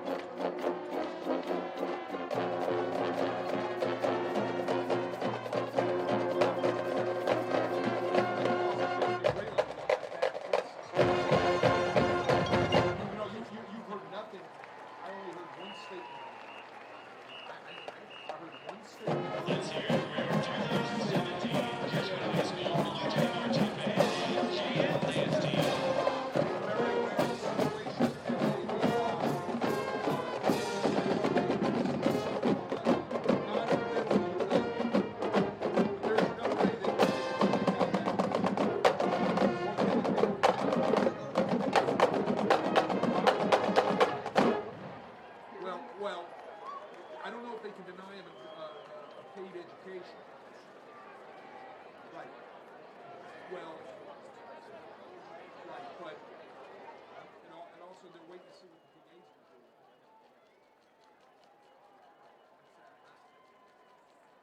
So I don't know if that. Well, he was in a program for the first one. This guy kid was really had an injury. Did you see when he caught the pass though? Did you see the video of it? You could tell the way he catches the pass and he's kind of straddling the Rummel DB. And I thought there should have been flagged for the corner. Over, but still, until you read the field, they can always be there. Then what would you do with that? Well, it's dead ball. There's nothing you can do. It could be sportsmanlike on the kid. That's nothing you can do with sportsmanlike.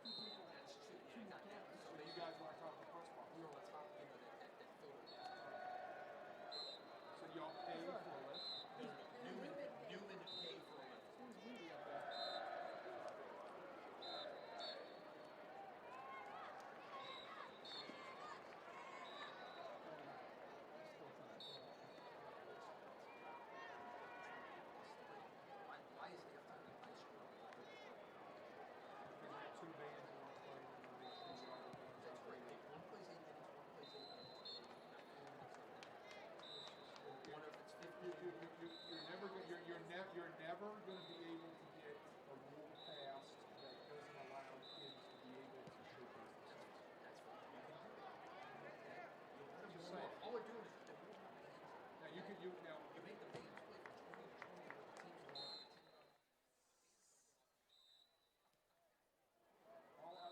I'm not disagreeing with you. I'm just telling you.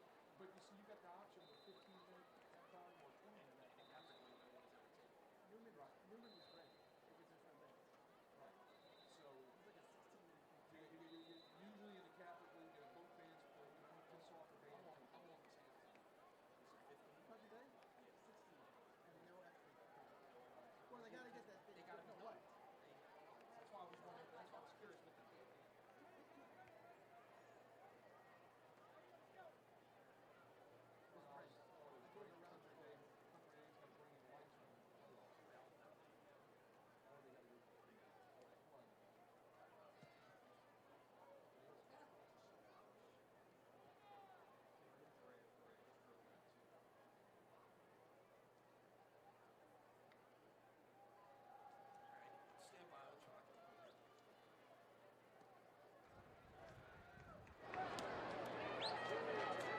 Getting set to start the third quarter.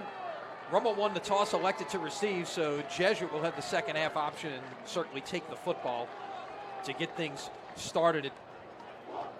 Wait, we talked about it briefly. What a crazy last minute we saw. Rummel had the ball, perhaps trying to go down and maybe get in field goal range to take a 10-7 lead. Fields throws an interception. We see the return by Hull to the 8-yard line. Jesuit scores 3 plays later after using a couple of timeouts. There was 19 seconds left, I believe. Yes, 19 seconds on the clock. Correct. Okay.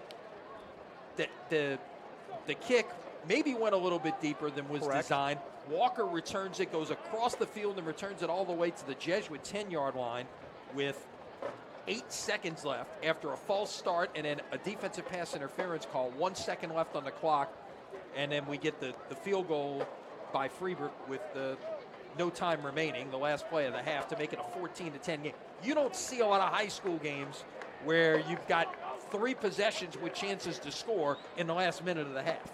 Well, it's a lot of action right there. It goes to show you high school football, anything can happen at any time because you're dealing with youngsters out there. Let's go to the kick. I'm sure the kicker was coached to make sure we don't kick it to 88 all week long. Do not kick it to 88. Do not kick it to 88. Do not kick to 88. So what does he do?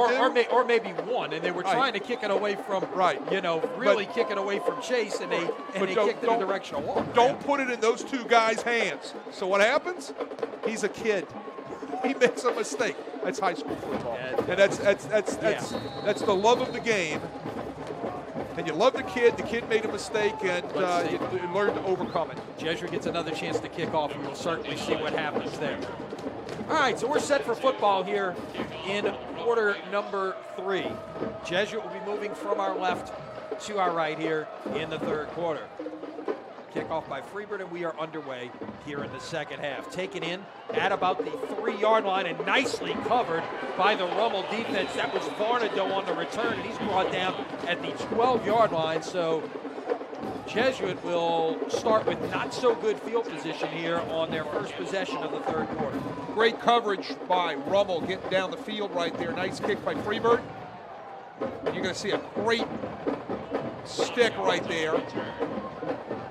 I think that was number 26, Carell Jackson, making that stick, running down the field, playing special teams as well as playing running back tonight. You see a lot of starters on special teams, certainly at the high school level, whether it's the Catholic League or any other one. So from the 12, number 12, Watermeyer operating from the gun. He will play fake, roll this way, throw. He's got his tight end. That is a catch for a first down. Dylan McKeough on the catch. We mentioned it, Drew Black is out of this game. McKeough only had 3 catches coming in. He gets it there on that play action on first down. Play action, bootleg again. That time McKeough, delay 1, delay 2, slips out into the flat. Watermeyer does a nice job picking him out and delivers the ball on the bootleg. Watermeyer in the first half was 5 out of 8 for 45 yards and a touchdown. He threw it 50 times last week. They don't want him to throw it 50 times every week. That's probably about where they want him to be. On that draw, it's Torrey, and he might have gotten a couple there on first down. You're going to get 3 runs out of Jesuit tonight out of different formations. You're going to get the counter like you did right there, backside pulled by the guard and tackle. You're going to get outside zone sweep, and you might get the jet inside zone. 3 or 4 runs tonight. They've really limited their running game to help this offensive line do a better job up front, and it's paid off for them. Jesuit has both of their backs in the game, Torrey and Robinson. Torrey is flanked out in a slot position, top of your screen. He's the nearest guy in trips. He's coming in motion. Here comes that jet sweep to Torrey, and Rummel's got it picked up. Well played by the Raider defense, led by number 32, Jordan Williams, the defensive end, the sophomore. He comes off of the reach block right here. You'll see it on our replay. He's going to come off the reach block on the jet sweep. Bang, right there. Nails up the running back in the backfield. Nice job by Jordan Williams, 5'11", 215, sophomore. Robinson remains in the game as the back. 4 wide receivers here on 3rd down and 12 from the 24.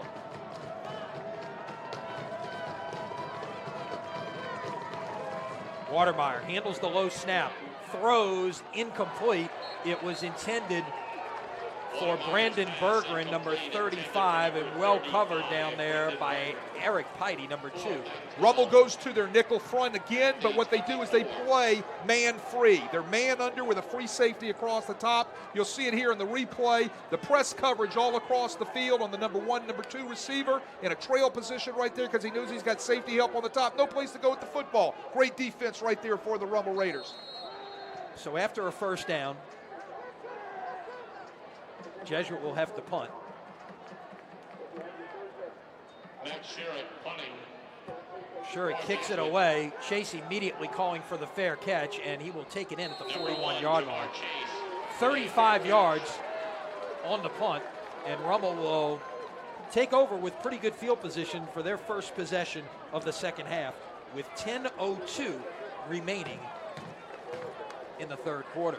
You know, I've said this 1,000 times to many teams. What you do when you come out of the locker room on your first series is about making a statement. One of the most important parts of the game is the first 2 minutes of the second half. What type of statement are you going to make? That isn't the statement the Jays wanted to make right there. That is the statement Rummel wanted to make, getting a 3 and out. And getting the ball back in the hands of their offense. Fields will operate from the pistol. He's got the freshman Diggs behind him. Tosses it to the near side. Diggs on the carry will get a couple.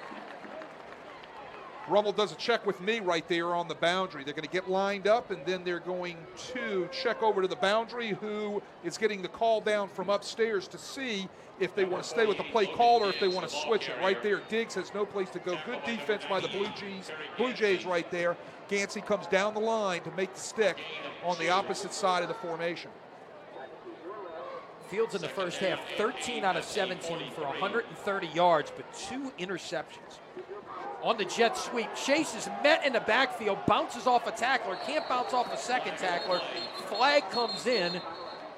It'll go as a loss of 2. Let's wait for the foul. Right there, Gansey in the backfield to make the stick, just doesn't come up with the play. Judging by the reaction of Walker, number 88, the penalty may be against him. Nice job coming up from the secondary, making a tackle, Michael Hall. And now the decision here is, if you're Mark Sanji, do you take it? Do you take the play and let it be 3rd and 10, or take the penalty and now maybe it's, 2nd and 18 or 2nd and 20, depending on where they mark this off from? Holding penalty, spot foul. Now it was downfield. Correct. The play didn't get downfield, so they're going to mark it off from the end of the play, which is going to put the ball at the 29-yard line, which is that we walked off from the 41. Again, that's one of those. So now it's 2nd down and 22. Screen down, draw down, trying to get half of it back. That's what you got to think about if you're a Rummel Raider right now, and then if you're on Jesuit's defense, that's what you're thinking about also. And remember, early in the first half, Rummel had a 1st and 25 and managed to convert. 4 wides, 2 to either side. Will fake the run, throw it out. Francione far side on the catch. Takes about 5 Blue Jays to bring him down at the 35-yard line. So he got 6 of it back. So it's going to be 3rd down and 16. Jesuit in a 2-high combination coverage right there, playing cover 2. So the corner's going to come up and take the first threat into the flat out there. Nice tackle, only a pickup of 5. Really not much harm done. It's going to bring up 3rd and long for the Rummel offense. Jesuit again is thinking about how they're going to minimize the damage on a long down and distance right here. Want to make sure that you don't give up the cheap deep one. At the 35, Rummel needs to get to the 49 of Jesuit. This is Chase, 44-yard line. He's brought down. There's your screen right there, a little tunnel screen, what they call tunnel screen or jailbreak screen. Wide receiver, you'll see, will step up, come back, 1, 2, 3, get behind those offensive linemen. You say, well, how can the linemen be downfield? They're throwing the ball, because the ball was caught behind the line of scrimmage by the wide receiver. So he's coming back to the ball, 3 steps, caught behind the line of scrimmage, get those offensive linemen out in front, jailbreak or tunnel screen. From the 44. It'll be 4th down and 7. Rummel in punt formation. First punt of the evening for the Raiders. Chris Braver punting for Rummel. And we got flags that'll kill it. There was movement on the left side of the line.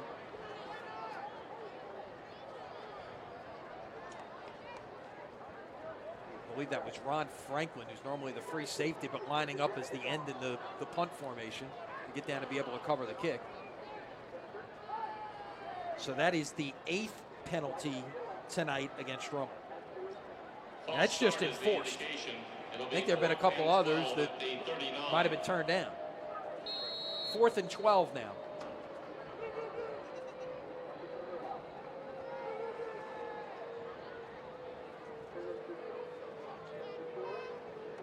High snap, barely gets it away.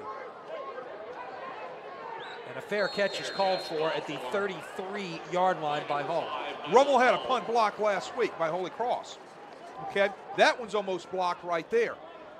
Jesuit's going to put that in their notebook, possibly come back again with some sort of pressure on a punter when they force them, or if they force them into a punting situation next time. That's something Jay Roth and his staff are going to have to get fixed. This portion of Crescent City Sports Prep Football is brought to you by Hancock and Whitney Bank. Want the bank named Gambit's best local financial institution for 2016? Then you want Hancock and Whitney Bank with nearly 200 locations across the Gulf South. So stop by today. Learn more at HancockWhitney.com. Blue Jays on 1st and 10 will run it up the middle. That is Robinson on the carry. We've seen a pretty good split this evening between Torrey and Robinson in terms of a pitch count. Robinson gets about 3 on that one. It'll be 2nd down and 7. Torrey had 8 carries in the first half. Check that, 7 carries for 22 yards. Robinson had 5 carries for 22 yards. You know, Robinson a little bit bigger than Torrey, but they're both the same type of running back. They're going to try to get their shoulder pads level. They're going to stay north and south and be north and south runners. Up, this is an option pass. Torrey got hit as he threw, and it was a bit of a wounded duck out there. It was intended for Noah Varnado. Rummel read it pretty well there, Wade. And yeah, that was Aaron Thomas. Does a nice job reading that. He just gets, I tell you what, they had it open. Aaron Thomas just gets in the way, kind of ruffles the feathers, and you'll see it right here. Here comes Aaron Thomas. Boom, just roughs him up right there, throws the wounded duck up. But at the conception of the play, the receiver was, again, behind a Rummel defensive back. They had their shot right there. I like the call. 3rd and 7 at the 36.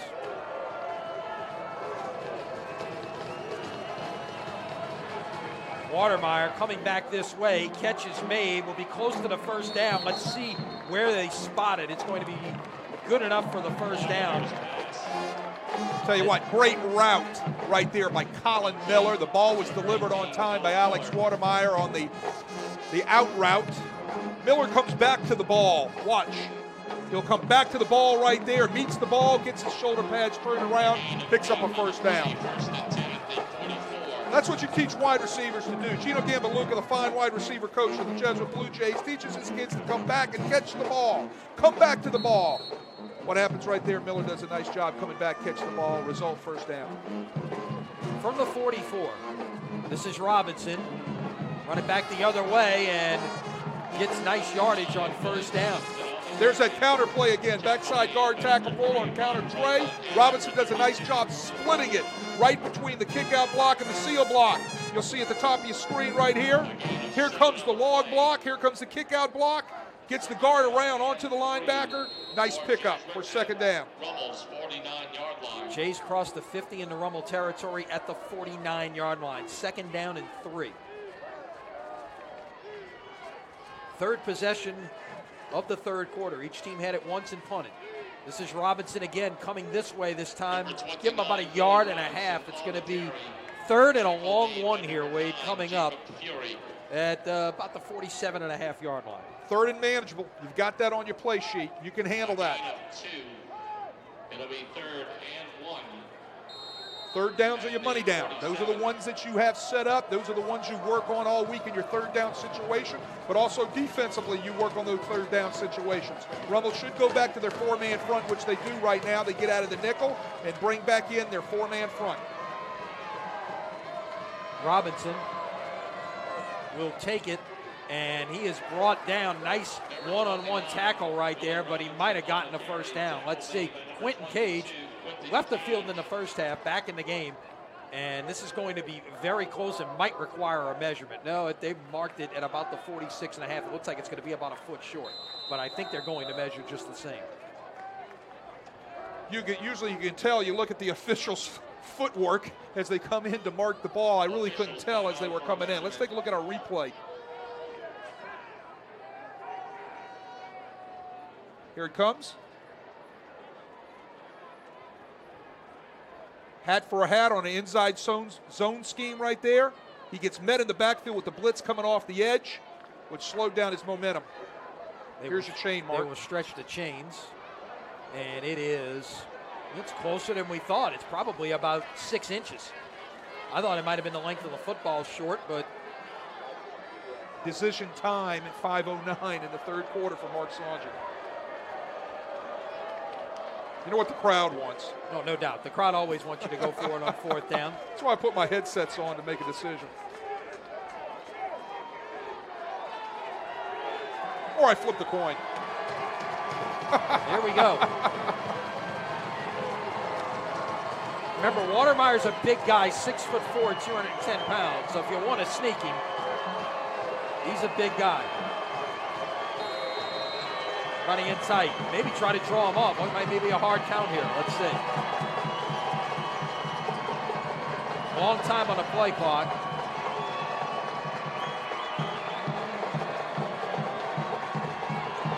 Play clock down to 10. And maybe all this is here is trying to draw them off sides. They won't. They'll take the delay of game penalty.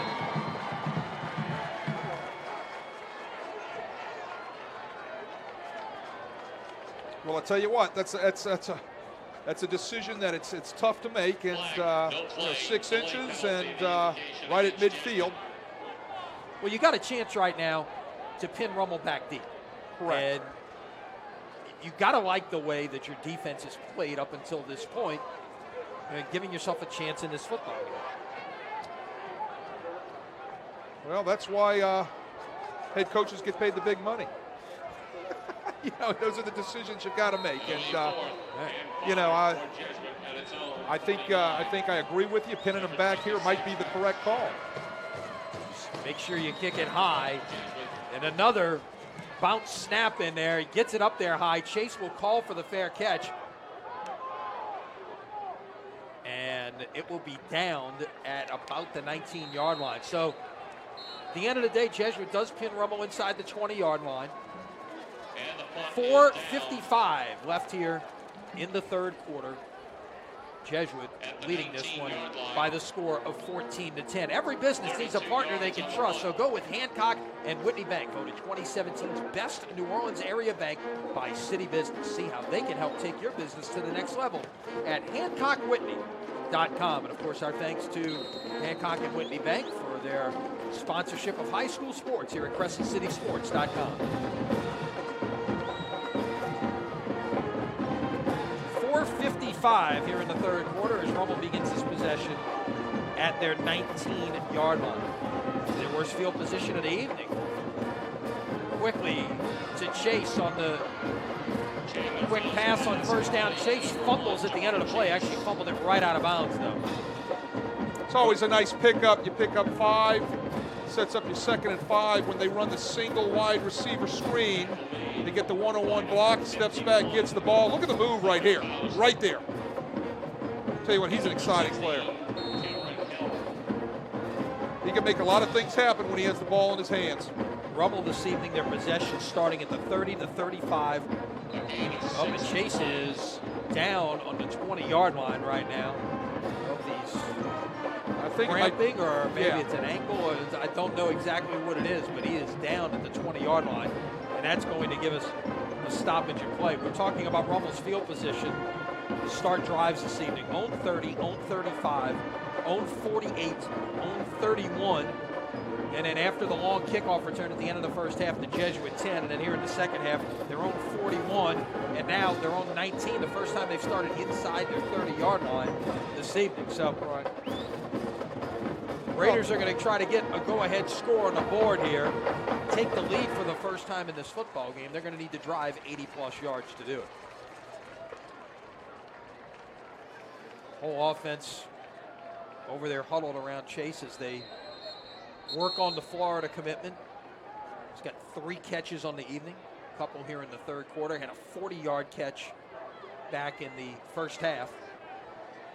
24 catches on the year now, over 400 yards in receptions and 7 touchdowns. Had 2 touchdowns last week in the loss to Holy Cross. Well, they're taking him over. He looks like he's walking. Hopefully it was a cramp.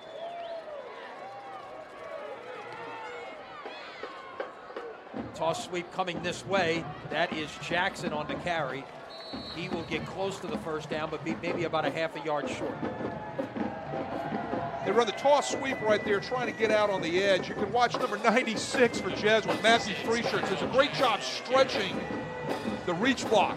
Stretch, contain, turn it into your inside-out pursuit. Good job by that defensive lineman right there. Good hard run also by 26. Kerrell Jackson cutting his shoulder pads up the field, putting it into a third and short. Chase is back in the game. Top of your screen, the single receiver there.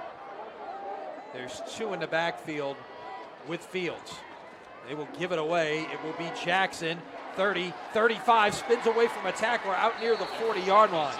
Same theory again, except this time they hand the ball off. Same blocking scheme up front. Freechurch does a good job. And Wade, I think that is the first time all night we've seen Rummel use a tight end. They went with Cade Guillory, the 5'8", 190-pound senior tight end, as a blocking back that time on a wing. Right, so they bring him in, he gets the reach block, and I tell you what, great job by Kerrell Jackson, kind of letting everything get set up, and then what does he do? Plants his foot, gets his shoulder pads north and south, and picks up the first down. You got a 2-on-1 mismatch up there at the top of your screen. They will throw the quick screen to Francione. Let's see if they've got this block. 40, 45, out close to the first down marker. They will spot it maybe about a foot short. Again, the theory is if you've got two receivers out there, you're going to have to walk somebody out or move somebody down from the secondary. If you continue to play too high, you're going to have a mismatch like you see right there. So you get the block on number one defender out there, and you got a lot of room to run on the bubble screen by the second receiver. It forces your defense to have to do something to make an adjustment. At the 49.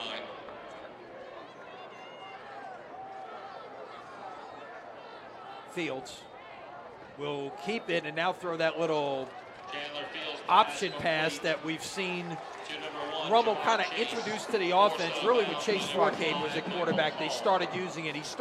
He's rolling out like you think he might run, and then he stops and throws the ball, that time to Jamar Chase. All of this stuff is wrapped around what is called RPOs, Lenny, run-pass options. They're going to read your secondary. If you got too high, like I said, they're going to play the numbers game out there with the 2 or 3 receivers, and that's going to give Fields a chance to either decide to let the ball run on the run play or pull the ball and throw it on the pass play. Run, pass, option. From the Jesuit 45, Fields gives it away. That was Jackson up the gut for about a yard. Inside zone play where Jackson hits the inside crease, picks up a yard. So at 2nd and 9, Rummel, for the most part all evening, has worked without a huddle. Not necessarily in tempo, but just have not huddled.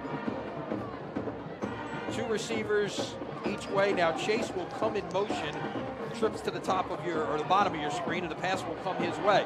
Chase wrapped up around the line of scrimmage and look for the final spot here. They try to get the 3-on-2 with the bubble screen out. Again, you're going to see a good job by the Jesuit corners, adjustment coming up and pressing the number 1 receiver and forcing the block right there. That could be the adjustment that they made at halftime with the bubble screen look. Bring the corner up, try to take on the block now and force the play to happen now. So a big play in this football game as we have 2:13 left in the third quarter. 3rd and 9 at the Jesuit 44. Crowd into it. Fields going the long way out to the far side. That is caught, and it is quickly wrapped up by the Jesuit defense.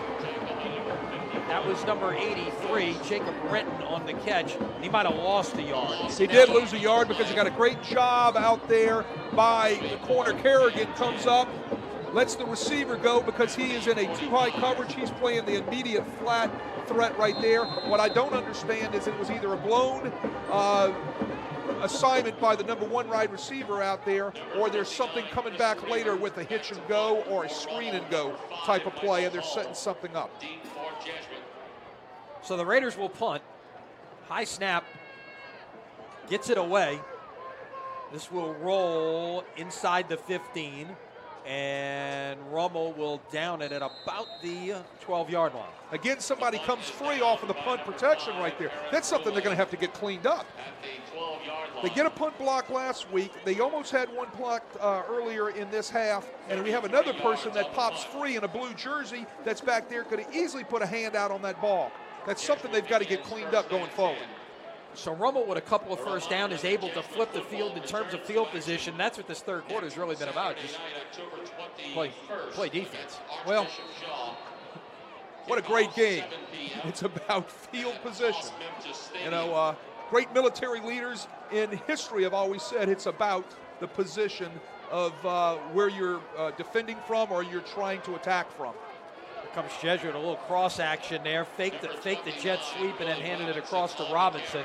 He'll get about 5 on first down. That was my little philosophical input tonight. There you go. I sounded like Gailey for a second, didn't I? Yeah, I was quite impressed. There you go.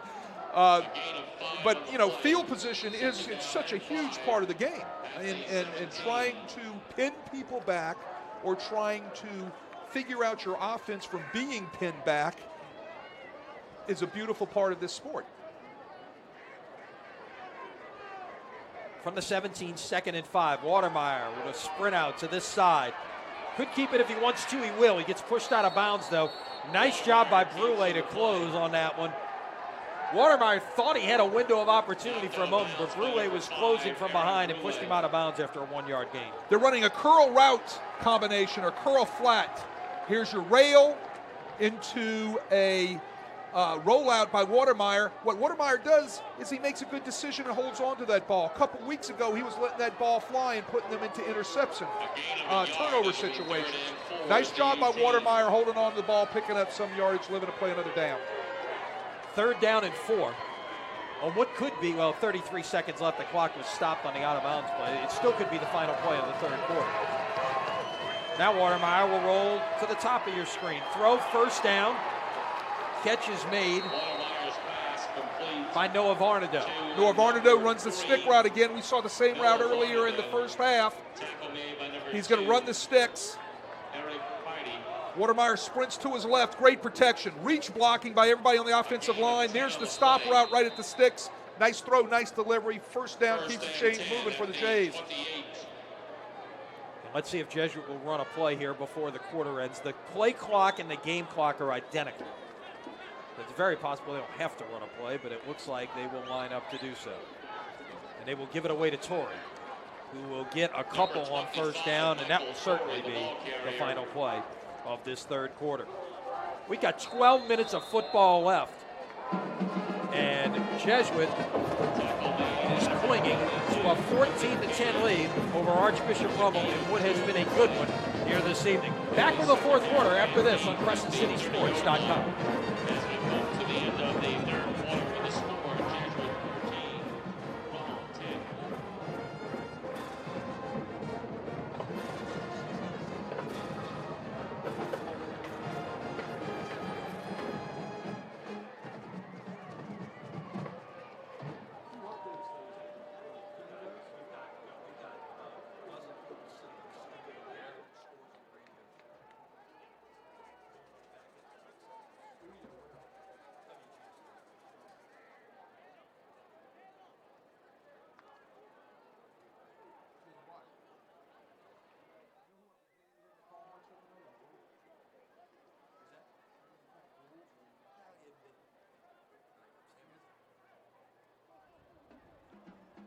.12 minutes of football left to play here as Jesuit will begin the fourth quarter from the 30-yard line, 2nd down and 8. Jays have not trailed in this one. It is a 14-10 game. Watermeyer going up top, has a man, great defensive play, and an interception on an unbelievable play there by Eric Heide. What a play, Wade. He tipped that ball, reached in, knocked it up in the air, and came up with it for the turnover. Jesuit shows a screen look off of the motion that they've thrown earlier, and they try to rail the receiver up the boundary. Michael Torrey and Petey right there to chick the ball into the air, tip it up. The old tip drill comes down with it. Great defensive play by Petey. On the first play of the fourth quarter, Rummel comes up with its first takeaway of the evening and will take over at the Jesuit 49. That might be the momentum turnover Rummel was looking for right there. Great field position to start the fourth quarter. Again, Rummel will operate with 4 wide, 2 to each side. Jackson in the backfield with Fields. He'll get the handoff. fall forward, gets about 3 on first down. He takes an inside zone and cuts it back against the grain to pick up 4 yards. Nice job with his vision right there to see the opening back against the inside zone blocking of his offensive line. 2nd down and 7 at the 46. Rummel has not led in this football game. Jesuit took a 7-0 lead. Rummel tied it at 7. Jesuit had a 14-7 lead. Rummel kicked a field goal on the final play of the first half to make it 14-10, and that's where we stand still. The carry there by the freshman Diggs will get a couple, and it'll be a big 3rd down coming up here for Rummel. 3rd down and about 5, and we've got an injured Blue Jay on the far side of the field. That is Jimbo Hotard. We've seen some at linebacker, especially in nickel situations. Jimbo Hotard, a young promising sophomore that's been getting a lot of play the past few weeks when Jesuit goes into their nickel front right there, down on the ground. Long line of Hotards playing football at Jesuit and athletics at Jesuit. Daddy Jimbo was a great athlete at Jesuit back in the 80s. Catch you up on some other scores around the area. Really good one going on at the Shrine on Airline. St. Aug and John Curtis tied 16-16 in the 4th quarter. Looking to see if we get an update from what's going on at Tad Gormley between Brother Martin and Holy Cross. Still last we had was that halftime score, 13-7 Crusaders. See if that has been updated at all. Now it's 4th quarter, still 13-7 Brother Martin. So all 3 Catholic League games now in the 4th quarter and all nail biters. We've got a 14-10 game here. Curtis and St. Aug deadlocked at 16 and a really good one out on Airline Drive. And then at Tad Gormley it is Brother Martin 13, Holy Cross 7. Fooling with the right knee of Jimbo Hotard. They continue to work on him there. Gives us an opportunity to tell you about our friends at Hancock and Whitney Bank. You want 5-star service from a financial institution you can trust? Hancock and Whitney Bank has you covered with expert business bankers and products for businesses of all sizes. Learn more at HancockWhitney.com. Well, that's a good sign. Hotard walking off pretty much under his own power. Slight limp, that's a good sign. You're absolutely right.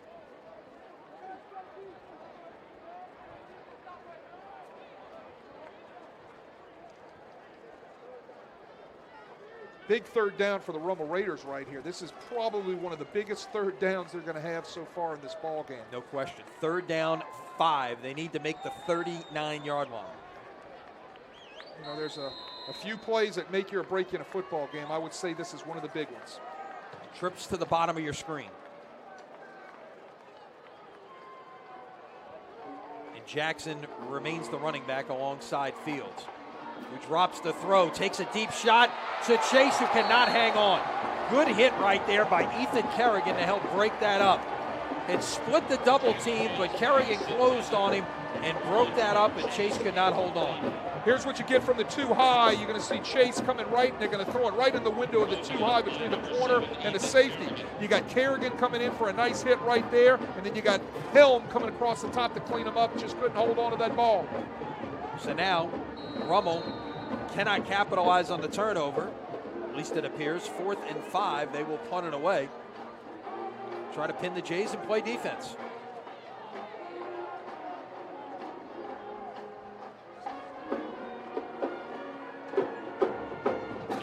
Gets it away. And it will be downed right at about the 15-yard line. We'll roll inside the 15.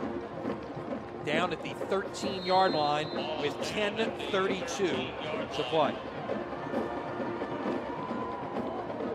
31 yards on the punt. You know, that's a big no catch right there and a big hit defensively from the Blue Jays, and a big no catch from Chase right there, getting jostled and dropping that ball. That's one of those big catches that could put back to haunt you in the last 10 minutes and 31 seconds. It's a great route. Ball was in the right spot. Great defense. By the way, one other score update we want to give you. A good one going on down the street at Newman. The Greenies lead Riverside 24-21, 4th quarter. First down, hand up straight up the middle, and Rummel is waiting for it. Tell you what, that Rummel defensive line looks like right now they are enacting their will up front. There is no place to go in that inside zone. Watch the physicalness of the guys in white right here.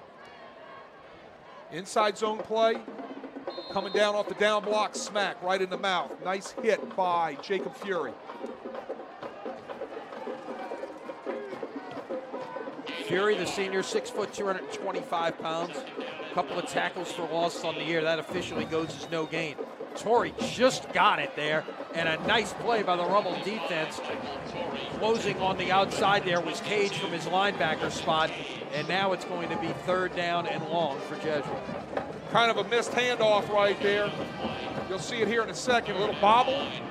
There's your bobble. He cuts back against the grain to find the opening, but filled quick by Quentin Cage, coming up, getting a clear read from his linebacker position and stepping up and filling the clear hole.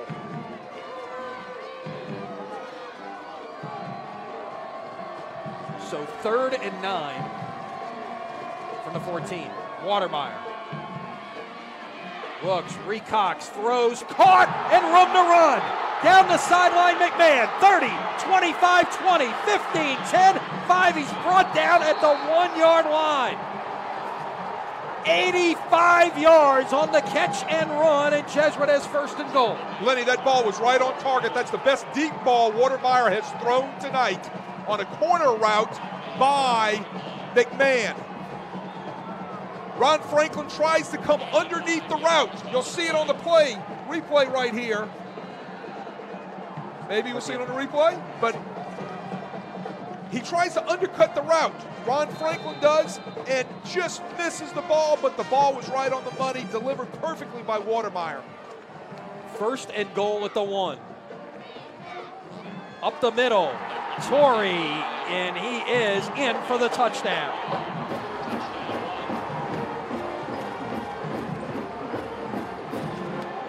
Four-play, 86-yard drive, took a minute and 42 off the clock, and with 8:50 to play, Jesuit has a 2-score lead. Here's your score play right here in the inside zone. Torrey makes a nice little dig and a cutback and squirms in to put the Jays up 20-10.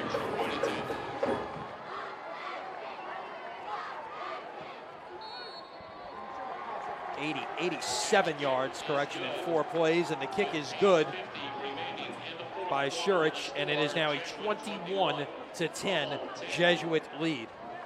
Here's going to be a replay of the big catch right here. You can see Franklin tries to come in and undercut the route.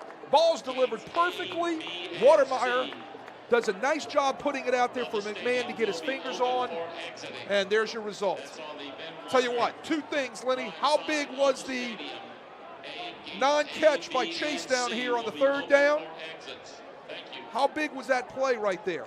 That certainly has set up what has turned here in this situation. And look, let's come back to this as well, okay? Yeah, Jesuit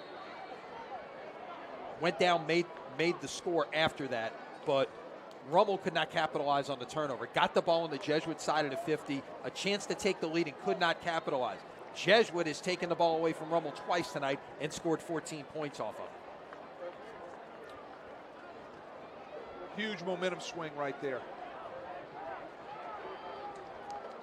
Now with this Rummel offense, this game is far from over, even though it's a 2-score game with 8:50 to play. A long way to go in this one.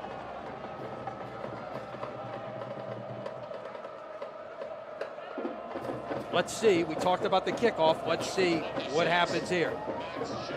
Sure, he'll squib it this time. It'll go through the hands, and now still loose. It's a loose football. Who's got it? The Blue Jays recover inside the 20-yard line. Coming up that ball was number 13, Will Moran. Back up running back, comes up with the ball. Ball's bobbled around on the squib kick. Here's your replay. Booted once, booted twice, booted a 3rd time.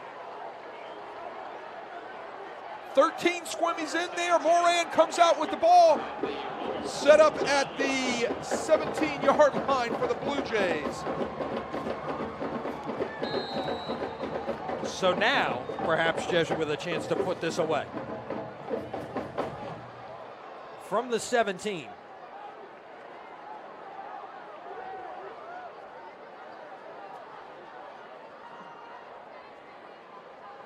Robinson, the sidecar, will take the handoff, run the counter, and a nice close from the far side that time by Aaron Brule.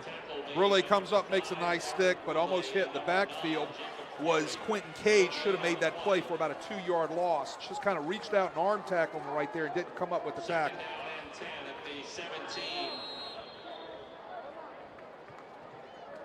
Jesuits kind of had a little bread and butter tonight on that counter play. It's funny. You talked right at the first play of the fourth quarter was the Rummel interception. And you said this might be the play that maybe turns this thing. And what has happened? Jesuit has turned it right back in their favor with a couple of huge plays. On the sweep, here comes Torrey. Tries to cut it back inside. Ball is loose. Rummel saying they have it. No signal by the referee yet, and it is Raider football. I believe that was Quentin Cage that came up with that fumble. They're trying to run the stretch sweep. Aaron Thomas had the ball in his hands there. There we go, Aaron Thomas. 46. There's your sweep right there. He's banged up, ball's out on the ground, and Aaron Thomas, you're correct, comes up with that football. Chance to put it away right there. Ball gets put on the ground. 2,711. We thank you for supporting. It's never the way you write the script. In New Orleans. Chance to put it away. What do? Put the ball on the ground. So now Rummel from the 20. 7:49 to play. You still need 2 scores if you're J. Roth's offense. Fields will scramble, running the scramble drill, trying to direct traffic. Caught. Far side. That is Walker on the catch. There's a flag down. Chandler Fields' pass. Incomplete. I think they've called it incomplete on the boundary. Check it. It's incomplete. And we've got roughing the passer on Jesuit. Personal foul. That was Free Shirts chasing down Fields. Fields does a nice job to direct traffic. The old scramble drill's on. He caught the ball out of bounds, but he gets roughed with right at the end of the play. Moves the ball 15 yards and gives you an automatic first down. Kind of gets you out of the hole right there as an offense. Costly penalty by the Jesuit defense. So Rummel gets the first down at the 35-yard line. Fields going downfield. That is caught. Again, it's Walker at the 49. Fields delivers that nicely. About 15-yard comeback, 14-yard comeback out route. Watch Fields step up right into the pocket. Nice job by the offensive line. Rummel trying to, giving him protection. Fields steps into a throw and delivers on time. Fourth quarter now down the street. Riverside and Newman tied at 24. Fields steps up, throws, caught. Once again, right there on the boundary is Walker. He's basically run the same route 3 plays in a row here. They're pressing and getting separation, and the Jesuit corners are so worried about that receiver getting behind them. Right there, they were in a 1-high coverage one of the few times tonight. He had no help behind him, so he was giving them a lot of room. What happens? The route is broken off by Walker, and the ball is delivered by Fields perfectly. So a penalty and 2 completions, and Rummel is at the Jesuit 37. Here's the give. That's Jackson on the carry. We'll get about 3. Still got to keep that front 7 a little honest, so you're going to have to in RPOs. If that's what you're getting out of your read in your numbers, you're going to have to use the run in your RPOs. That's what they do right there with an inside zone. Got to have the R to go with the P, or else it's not an O. Fields rolling this way, throws high over the head of Chase. I think he just sails that out of bounds. Everybody's covered. That's a coverage sack. Nowhere to go right there. The guys in blue did a nice job covering up everybody in white. You'll be able to see it here on our replay. What does Fields do? He just chunks it out of bounds, come back to play another down. Second down and 10. at the 37. Brother Martin now leading Holy Cross 19-14 in the fourth quarter. Curtis has taken a 24-22 lead over St. Aug in the fourth quarter. And I believe we got a timeout for Mark Sanji. Trying to get the right personnel on the field. Some guys coming off. What's happening is Jimbo Hotard hasn't come back in the game, and he's the adjustment for Jesuit in their nickel defense. So trying to get on the field right there was a guy named Robert Austin. Austin Robert, I'm sorry, trying to get on the field in order to be that nickel defender as a backup, and things didn't work out smoothly, and Coach Sanji decided to take the timeout instead of having his people in transition out of position, which could have cost you a big play. We'll have high school football again next Saturday night. The radio simulcast on WGSO of the Archbishop Rummel Brother Martin game from Joe Yenny Stadium.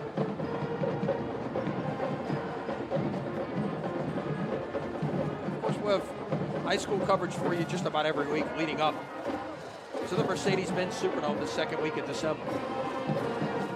Big play in this football game right here. Rummel needs to move the chains. It's 3rd and 7 at the 34. 2 wides to either side. Fields going long, and he's got a man. Chase, touchdown. Chase had one-on-one coverage from Ethan Kerrigan, and he beat it for the touchdown. Great throw right there by Fields. Jesuit in a nickel coverage with a 1-high safety, so the corner had no help across the top. What happens? His cushion gets blown.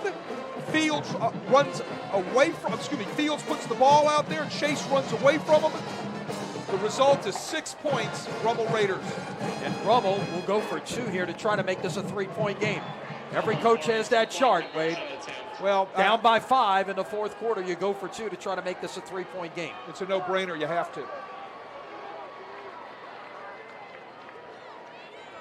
2 receivers to either side. It's Jackson in the backfield. Fields will throw, incomplete, intended for Francione. It was broken up nicely there by Cameron Helm. Cameron Helm comes in, gets the upfield hand on the ball, knocks it away. Nice play by Cameron Helm to keep this a 5-point ball game. Here's a good look at it right now. You'll see Helm coming in at the last second and making a nice play on Fields' pass.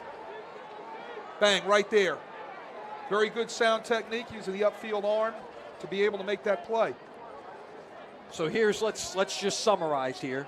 Rummel's scoring drive, 5 plays, 80 yards. They needed just 1 minute and 3 seconds. That is exactly what Jay Roth and his staff needed right there. They needed something quick.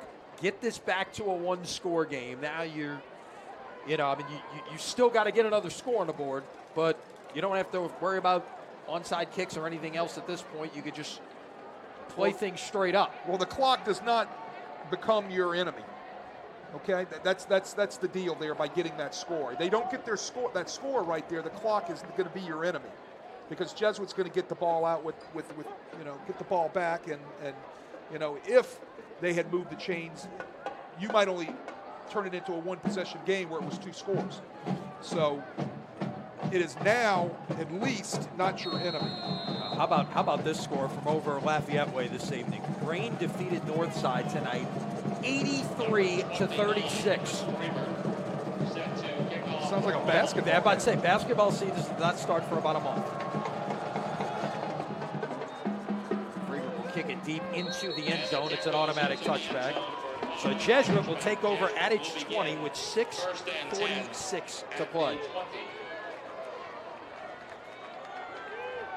The momentum swings in this quarter have been insane, Wade. We've gone from a Rummel interception to an 85-yard Jesuit pass to a fumble on a kickoff to another turnover to now a Rummel touchdown. And basically, we've accomplished very little, as it were. I mean, each team's put a touchdown on the board. Rummel went for 2 and failed, so it's a 5-point game instead of a 4-point game. That's pretty much where we started the fourth quarter on 1st and 10. Nice wrap up coming off the edge there by the Raider defender and holding Robinson to about a 2.5-yard gain. That was Jacob Fury coming off the edge. He's been doing that all night against the zone plays of Jesuit, getting the down block, and good defensive linemen are going to squeeze the down and sticking his shoulder pad right into the ribs and making a nice tackle. So it's officially 3 on the carry by Robinson. 2nd down and 7, the ball at the 23-yard line. The clock closing in on the 6-minute mark midway through this 4th quarter. 21-16 Jesuit. Play action and a 1st down. Ball came out perhaps. I think he might have fallen back on it though at the end of the play. The pass was complete to Dylan McKeough, the tight end. We saw this play earlier in the evening, another way that they're running the bootleg now. Scooting the tight end, Dylan McKeough, after a 2 or 3 second delay count out into the flat. And I like the call. It moves the chains. It's a nice, safe pass for Watermeyer to make, and he delivers on it and puts the Jays in a nice 1st down situation. 1st and 10 at the 37-yard line.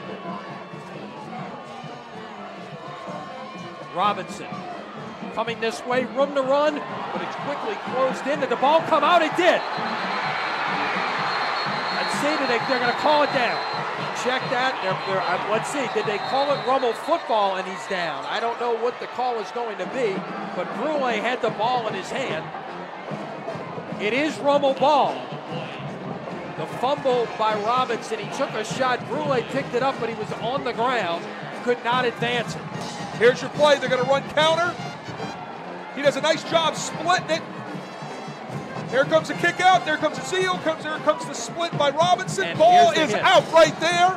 And the running back is down. He can't advance it. And the fumble is out. And Brule could not advance the fumble. 1st down, Rummel. Oh, my. 5:38 to play. Rummel offense back on the field. 3rd turnover of this 4th quarter by Jesuit. Turnovers now 3-3. Rummel at the 42.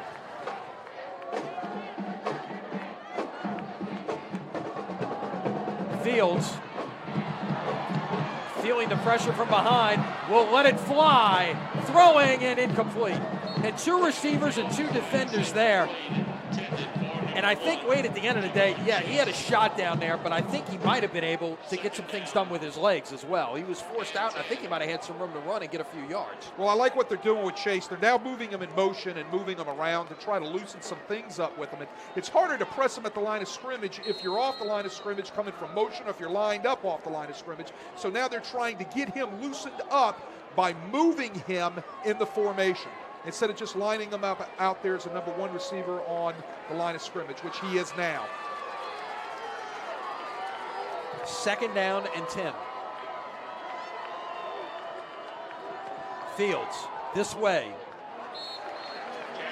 Over the head of Chase, it's 3rd and 10. He sails that. He had the receiver open. He had Chase on that 14 back to 12 out route again. You'll see it. He just doesn't make a good throw.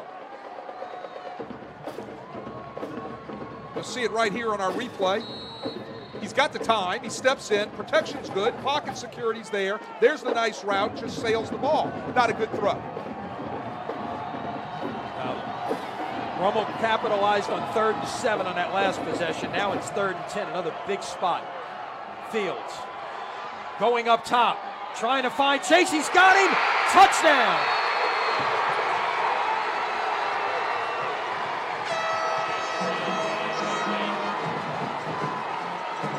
Lenny, same route from the previous touchdown, but here's the deal. You'll see in the replay that Jesuit is in too high.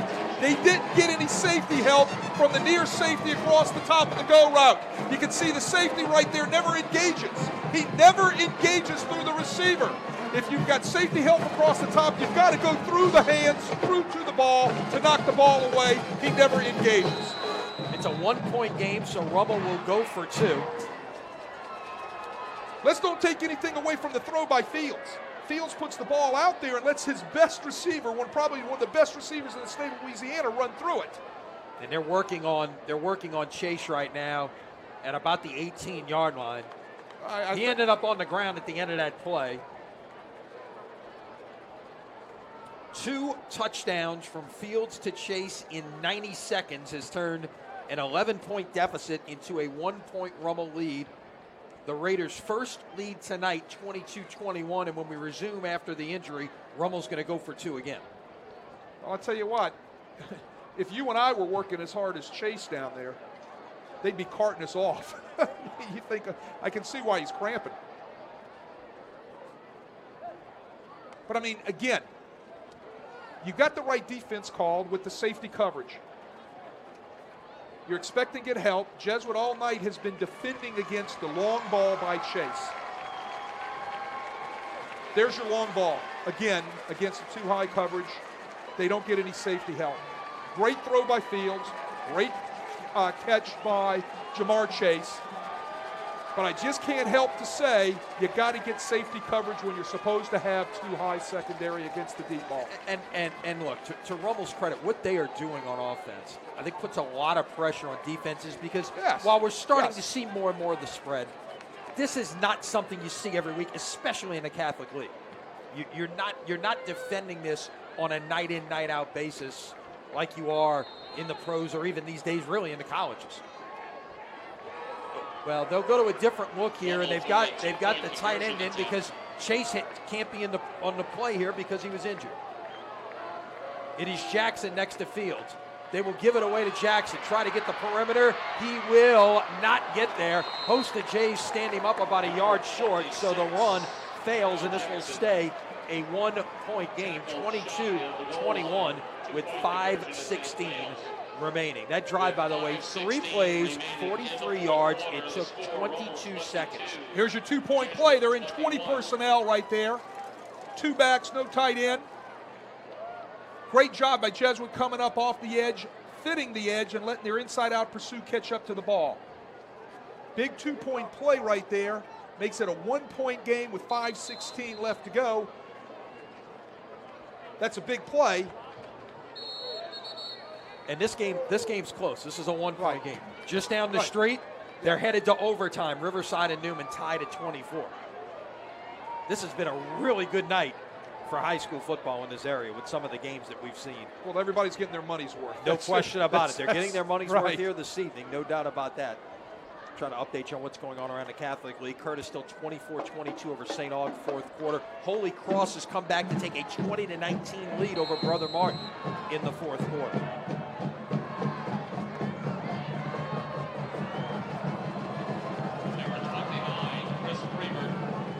Freebert will kick. Rummel leads for the first time tonight. And this will reach the end zone again. So Jesuit will start from the 20-yard line with 5:16 or 15 to play. Second actually ticked off the clock right there.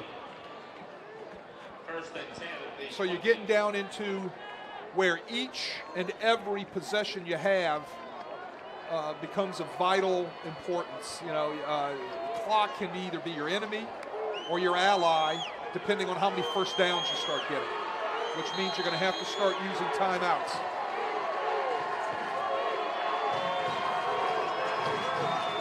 From the 20, Watermeyer took a shot in the near side here in the direction of Varnado, incomplete. They try to push the ball down the field. Varnado slips down right there. No place to really throw the ball. It puts you in a second long situation.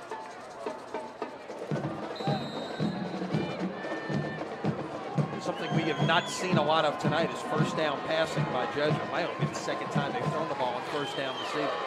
Well, that's trying to push the issue a little bit. Flip the field, if you want to say that. Second and 10. Watermeyer throwing in the direction of McMahon, incomplete. That's something Alex has been struggling with all year long, is putting the ball on the ground away from the receiver, and not a very good throw. You can see right here, he's trying to target the inside slot receiver. He's got him open there for a second, but the ball just sails into the ground. He had his protection. It's not a very good throw. 3rd and 10. Coming free. The rusher can't get there. Watermeyer throws incomplete. Was looking for Colin Miller at the far sideline. Rummel brings the blitz off the edge. They bring Quentin Cage. Quentin Cage starts to chase down Watermeyer. Watermeyer trying to run for his life, throws the ball at the feet. 3 passes. Not much time left off the clock. 15 seconds. Rummel's going to take the ball over in great field position, Lenny. What a crazy turn of events we have seen. Think about this. With less than 8 minutes left, so about 3 minutes ago, Jesuit had the ball in Rummel's red zone with an 11-point lead. Now Rummel's about to have the football, and they're going to have the lead. Chase did not go back on that one. That was actually Walker receiving the punt. He called for a fair catch. You have to wonder if Chase is going to be back in this football game when Rummel takes over here at the 46-yard line. I think he'll be there. I see him right there in the huddle. I think they were just trying to take him a rep off on the special teams. And indeed, Chase has his helmet on and is in the huddle and will return to the field. 4:52 to play. Every possession vital. Clock's your friend or your enemy right here. Again, Rummel going with Jackson, and we do see the tight end again in Cade Guillory. Lined up as kind of an H-back. Jackson looking to bounce it. Got about 2 yards on first down, maybe 2.5. Matthew Freeshirts does a great job right there, getting into the backfield and disrupting the play. You'll see him there at the top of your screen. Comes down off the down block, goes underneath the kick out, just the way it's caught. Wrong arm, they call it wrong arm, the kick out block, comes underneath the kick out block and makes a nice play. Great technique by that defensive end. Rummel will play 2nd and 7 at the 49. Jesuit, remember, had to use a timeout on defense a couple of minutes back, so they have 2 timeouts remaining.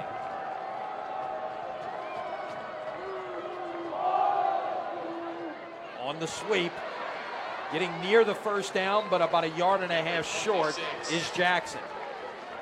It'll be 3rd and maybe about 1.5 to make it a full 2. They'll spot it back at the 46-yard line. There you go, on the sweep again out there, picking his way through, squirts through for a nice pickup and puts him in a 2nd and short situation. Excuse me, a 3rd and short situation. Big 3rd and 2 right here. 4 receivers in the game right now on 3rd and 2. Fields and Jackson in the backfield. It's Chase and Francione at the bottom of your screen. And Rummel lets it run almost down to 0, and they will use their first timeout with 3:19 remaining.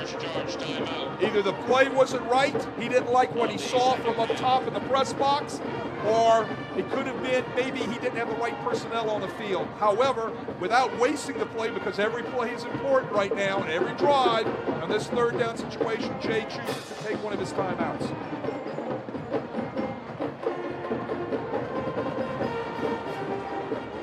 What a 4th quarter. Has been a back and forth momentum swinging 4th quarter. It's changed 3 or 4 times. Right now it's in the favor of the men in the white jerseys and the red pants. 22-21, 3:19 to play. Rummel needs 2 for a first down.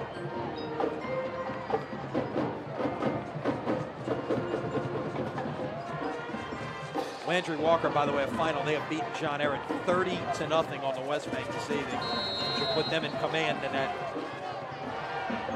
district race.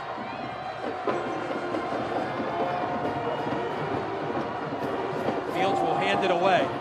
Jackson has the first down and a few more. Tell you what, Jackson makes a great cut in the backfield. Again, they're running an inside zone scheme up front. And you're going to see him read it, and he's going to bounce it to the back door. A gain of 6, 1st and 10. There's the scheme, there's the back door. Very nicely done. He finds running room to pick up a big first down for the Raiders with 3:13 left. Clock is not running. I don't know why. Rummel fans screaming for it, yelling at Clock is not running, and now the officials see what's happening. They may have to reset the 25 here and start the clock. Well, The clock, you stop it. Stop it for the first down, spot it, move the chains, and then you wind the clock. And it never stopped. And the play clock was down to 6 at that point, so 20 seconds should have run off the clock. I can understand why Jay Roth is having a coronary. Well, the clock needs to be your friend right now. No doubt about it. That thing should have been wound the minute those poles were stuck in the ground.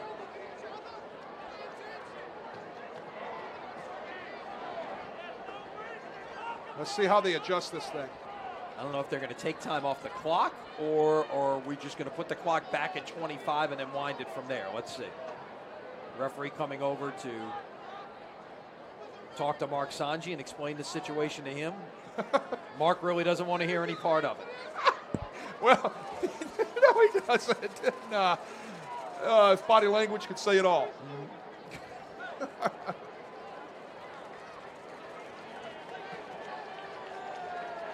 Now they have reset the clock to 2:58. They took 15 off the clock. Right.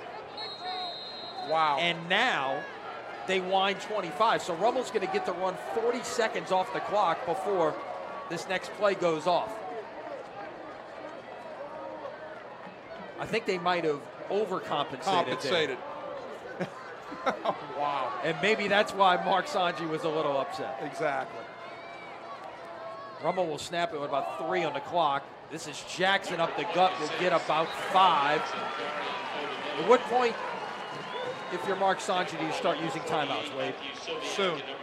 I think what you have to do is you're going to have to take a timeout if they continue to run the ball. You got to stop the clock. It's just getting eaten away. You know, again, clock's your ally, your enemy. It is definitely the ally of the Rummel Raiders right now, and they're just clicking off 25 seconds a shot before they're snapping the ball. You got to remember Freebert's distance. He can kick field goals.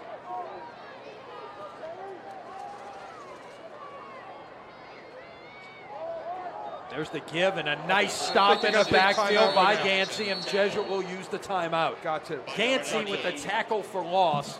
He's only done that 10 times in the first 6 games this season. Make that 11. It'll be a loss of 2 officially. And it'll be 3rd down and 7 at the 37-yard line with 1:49 to play when we resume. It'll be 3rd down and 7 from the Final score from just down the street uptown here. Newman 31, Riverside 30 in overtime. Riverside missed the extra point with a chance to tie. Wow. And a huge upset tonight in college football. If you haven't seen it, Syracuse defeats number 2 ranked Clemson 27-24. Wow. So the defending national champions have gone down. I guess that means Alabama, assuming they could take care of business tomorrow, will be a consensus number 1.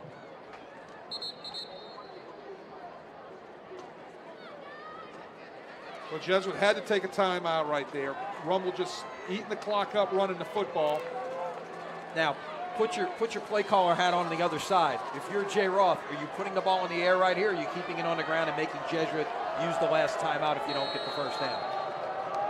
I'm going to run the football, make them lose the last timeout. Rummel in kind of a bunch formation here. 3 to the bottom, 1 to the top.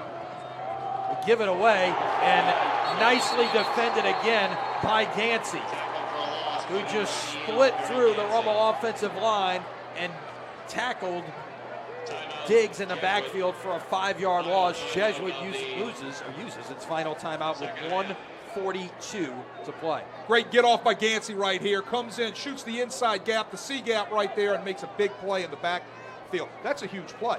What that's going to do is that changes the whole field position from the standpoint of forcing Rummel to have to punt here. And you're going to have to put some pressure on this punt, I think. With Rummel's protection problems they've had last week and a couple times tonight, put some pressure on this thing, maybe get a shank out of it, and it sets up some decent field position for Jesuit. That's what you got to hope and think if you're Mark Sanji right now. 1:42 to play. Jesuit, no timeouts remaining. So everyone practices the 2-minute drill. Now this is going to be a classic 2-minute drill situation. You got to go down the field. You got to get into field goal range. You got a pretty good field goal kicker with a chance to kick a field goal and win this game. But first, Rummel has to get this punt away. Look for Jesuit to bring pressure right here. Freebert standing at his 43-yard line.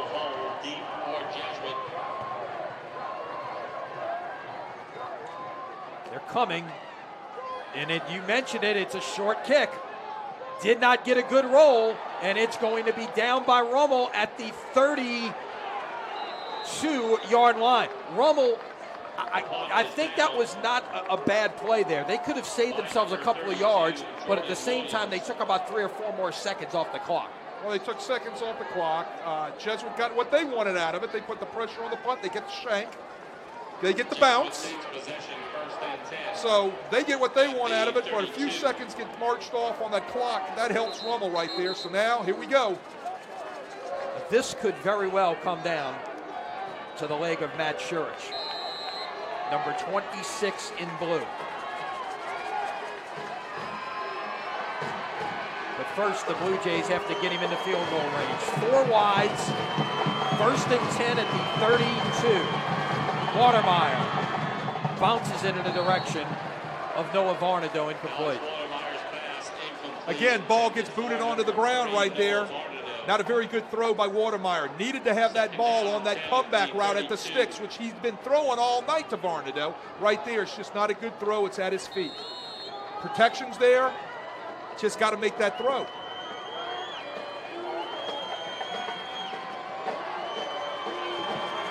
Second and 10. Watermeyer intercepted by Corey Smoot, the strong safety, still on his feet with room to run, trying to get to the end zone. He'll be tackled at the 4-yard, make it the 5-yard line.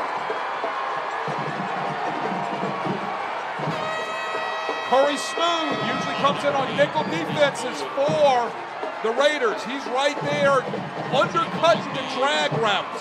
They're trying to throw a crossing route. Watermeyer throws the ball. Great break by Smooth on the ball to get a huge pick. 39 yards on the return.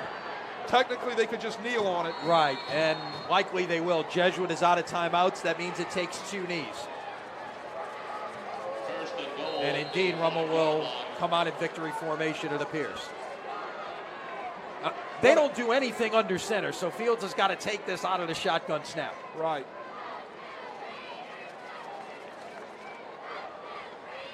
And he will kneel. Again, why I always taught quarterbacks to take underneath center snaps. Takes a knee. Oh my, what a 4th quarter, what a football game. What a game, what a just swing of emotions that we've seen here all night long. We'll get one more knee, and that should do it. Just got to wait. Make sure you get that clock down a little bit. So when you take the knee, there will not be time. You will not need to run another play. So Rummel is going to improve to 5-1 on the season, 2-1 in the Catholic League, with a game next Saturday night against Brother Martin. They've got Brother Martin, John Curtis, St. Aug remaining in the Catholic League. Jesuit will drop to 1-6, 0-4. They've got Shaw next Saturday night at Hoss Memphis, then a trip to Destrehan, followed by Brother Martin on November 3rd. Final seconds will wind down. Jay Roth coming across to shake hands. Well, it was a great Catholic League football game. You know, ebbs, tides, ebb, flow, emotions, takeaways, great plays, great defensive plays. What a football game. What a game, and it's been a pleasure to bring it to you. Final thoughts as we look, these two teams still have 3 games to play. We're still really just, this league I think is really wide open based on the results we've seen tonight what we saw in front of us this evening. I think this is a wide open Catholic League. Well, Jesuit's 0-4, but they don't play like an 0-4 football team. Every week they're going to come out. They're going to come out and play hard next week against Archbishop Shaw. Rummel, a very good football team, has to clean up a bunch of mistakes, which put them in some tough situations tonight. But they've got a great coaching staff. I'm sure they're going to get that fixed. It's going to be a great stretch run for the last 3 games of the Catholic League. Well, Wade, this has been a lot of fun.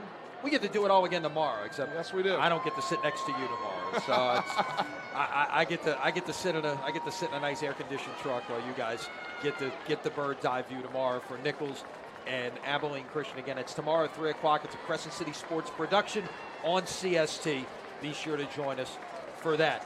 I want to thank everybody here this evening. Chip and Matt Merritt bringing you all of the pictures, all of the replays, all of the visuals that made our life easy.